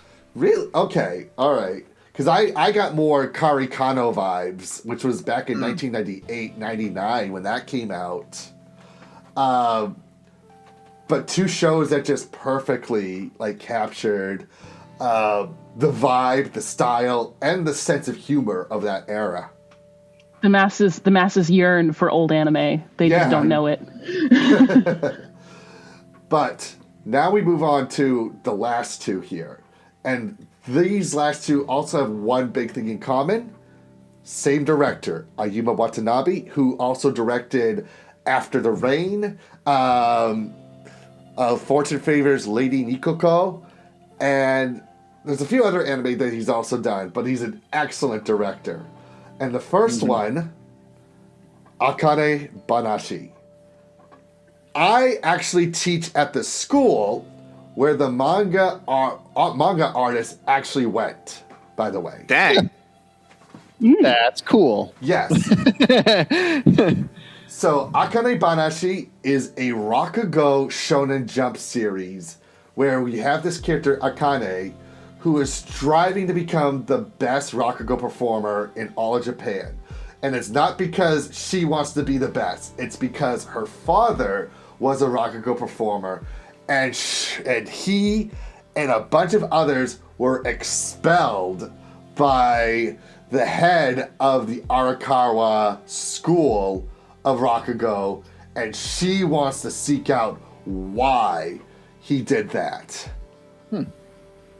So this show encapsulates everything that makes Rakugo such a phenomenal art form. So Rakugo is this form of storytelling. Basically, you tell like these stories that have been around for almost 200, 300 years, and you kind of encapsulate the characters while you're telling the story. You're basically doing a one-man show with these characters telling this story. And the true art form of Rakugo is not just the performance, but it's the air that comes through and just wavers into the audience and makes you feel like you are witnessing the story happening with your eyes. And this anime adaptation of Akane-banashi has been just killing it with showcasing just how much goes into a performance of Rakugo, and also shows just how hard it is to master this art form. Actually, ironically, us talking about Anime Boston this episode, wasn't there that wasn't one of their guests? Yes. Yeah. Yes. His art of being an American gaijin doing Rakugo in Japan. Canadian gaijin doing Rakugo. Canadian gaijin. Yes. Yeah. I was at something else, but Jennifer went to that. I forgot to mention that Jennifer went to that and said it was really funny, and he had his disciples there or something, like his apprentices. I would have probably gone to that as well, to be completely honest, because not only am I familiar with him, but I love Rakugo and trying to understand Rakugo, and I think it would be so much easier, or it would be so easy to digest if I watched him do it, because then there's like no translation error, you know? Yeah. But and I believe Anime Boston held the world premiere of the first episode, or the first two episodes of Akane-banashi as well. But this show, this was the show that I was waiting for the most, because again, I reviewed this manga, and it is such a great story. I like the fact that in the anime, so when I reviewed the first volume of it, I was a little bit on the fence regarding Akane as a protagonist, because I already felt like she was too good from the start. But what the anime version was able to do that I don't think they did in the manga was show just how super nervous she was when she finally got to perform Rakugo in front of an audience for the first time. After spending 6 years learning under her father's former teacher, they really captured, like, they showed just how it showed how good she was at it, but it also showed just how super nervous she was to finally hit the stage and finally perform it in front of people. And it made me really appreciate the beginning of the story a lot better than I did when I first read the manga. The real question is how does it compare to Joshiraku? So Joshiraku, I feel like, I know you're making a joke, but it's a joke. But the thing about Joshiraku is, Joshiraku is not about Rakugo. It's about what happens after the show is over. Yes. Good point. Yeah. Whereas Akane-banashi is about every aspect of Rakugo. And man, it is so good. Amazing. You can watch it on YouTube. It has its own exclusive YouTube channel that anybody can watch it on. So, really? Yes. Akane-banashi official. Watch it on there. It is so good. They did. Oh yeah, that's right. I remember you telling me about this. I already have it. I already have it listed. Yeah, that's right. Sidebar: there is another Rakugo anime that came out a few years ago now called like Shouo Rengoku Rakugo Shinjo or something like that. I've heard about that one. That one's really, really good, and it's also about Rakugo. Like they actually do Rakugo performances in the anime. So just for anyone who's liking that, that's another recommendation. Yeah, apparently it's another one of those rare Studio Dean, like, oh my gosh, they actually hit it out of the park. A Studio Dean win. Yeah, a Studio Dean win. Yeah, a rare Studio Dean W. Yeah, from what I understand. Now, Ayumu Watanabe is directing Akane-banashi, and he's also directing the other hotly anticipated show, Witch Hat Atelier.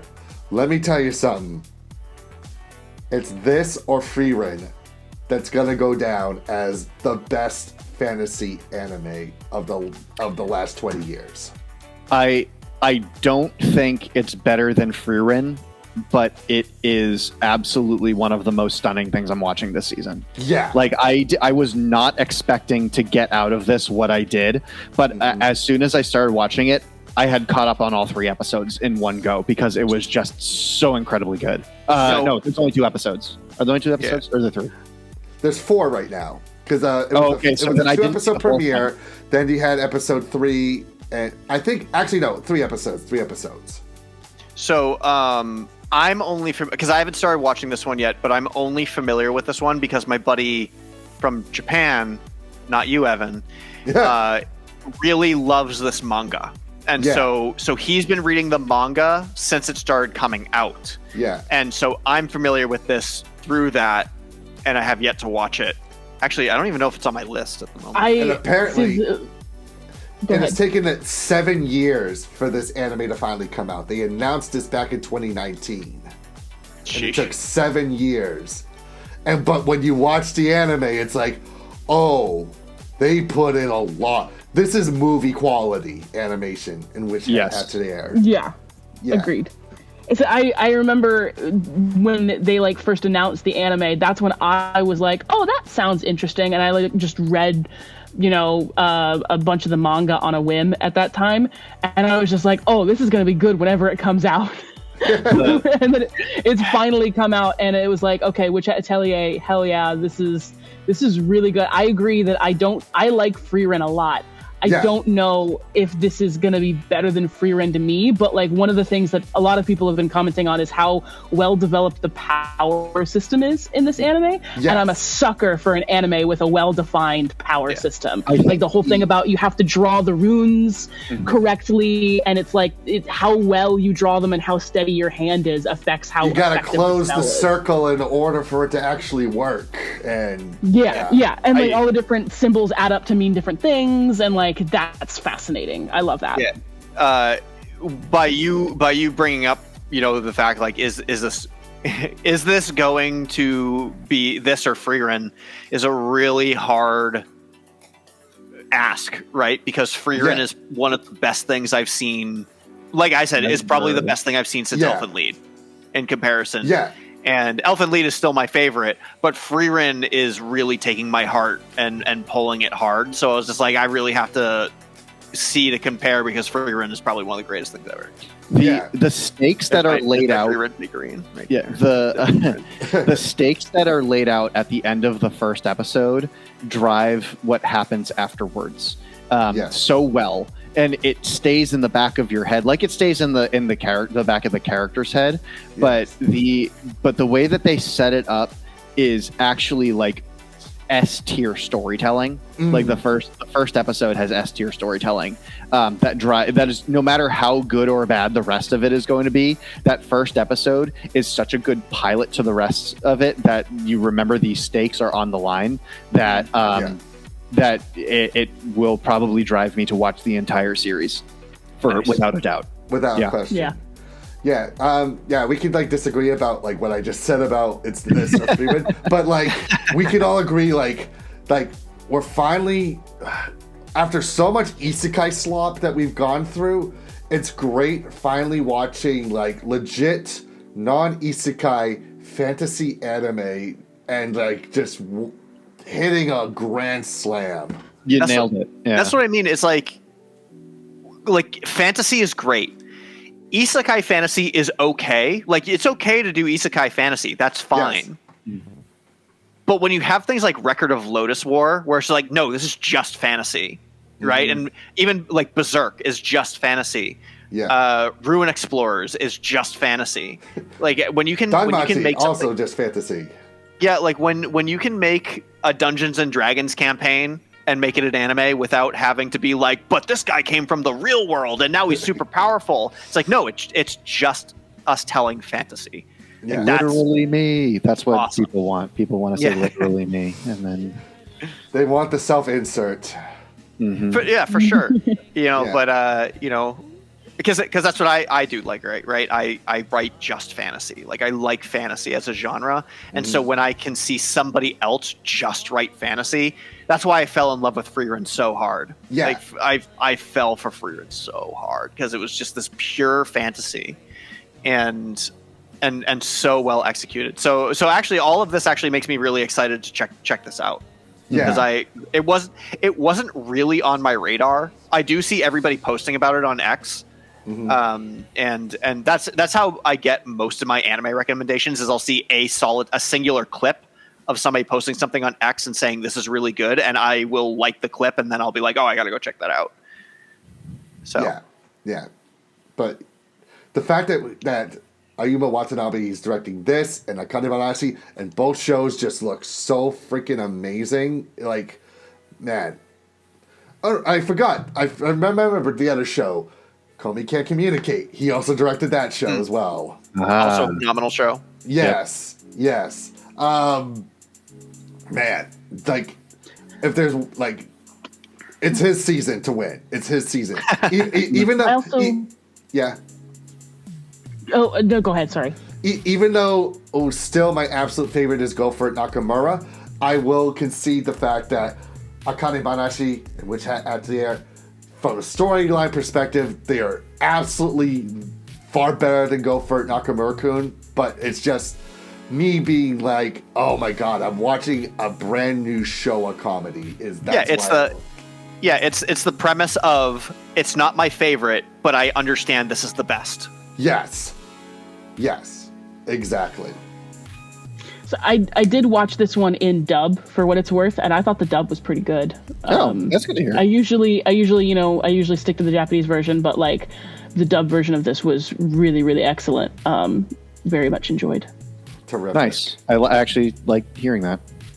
Good to hear. And folks, with that, I think we're done with the anime coverage. Yeah, I mean, you got to go to bed. It is almost 1 a.m. here in Japan. I was trying to show myself trying to change the Ranma calendar from 18 to 19 live. Live on camera. But yeah, Andrew, you cursed us when you said that. I don't think this season is going to be as good as the season from 10 years ago. I feel like you cursed us. Oh no, I said that. Yeah. Oh, you said that, John? Yeah, you said that, John. You cursed us.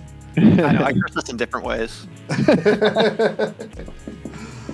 But yes, thank you for sitting through this very long Spring 2026 First Impressions anime episode, Anime Boston special. This is the most shows we've ever covered in an Impressions episode. I know. For sure. For sure. There's just so much, and a lot of it was so good. A lot of it's so enjoyable. Like, man, we are eating good this anime season.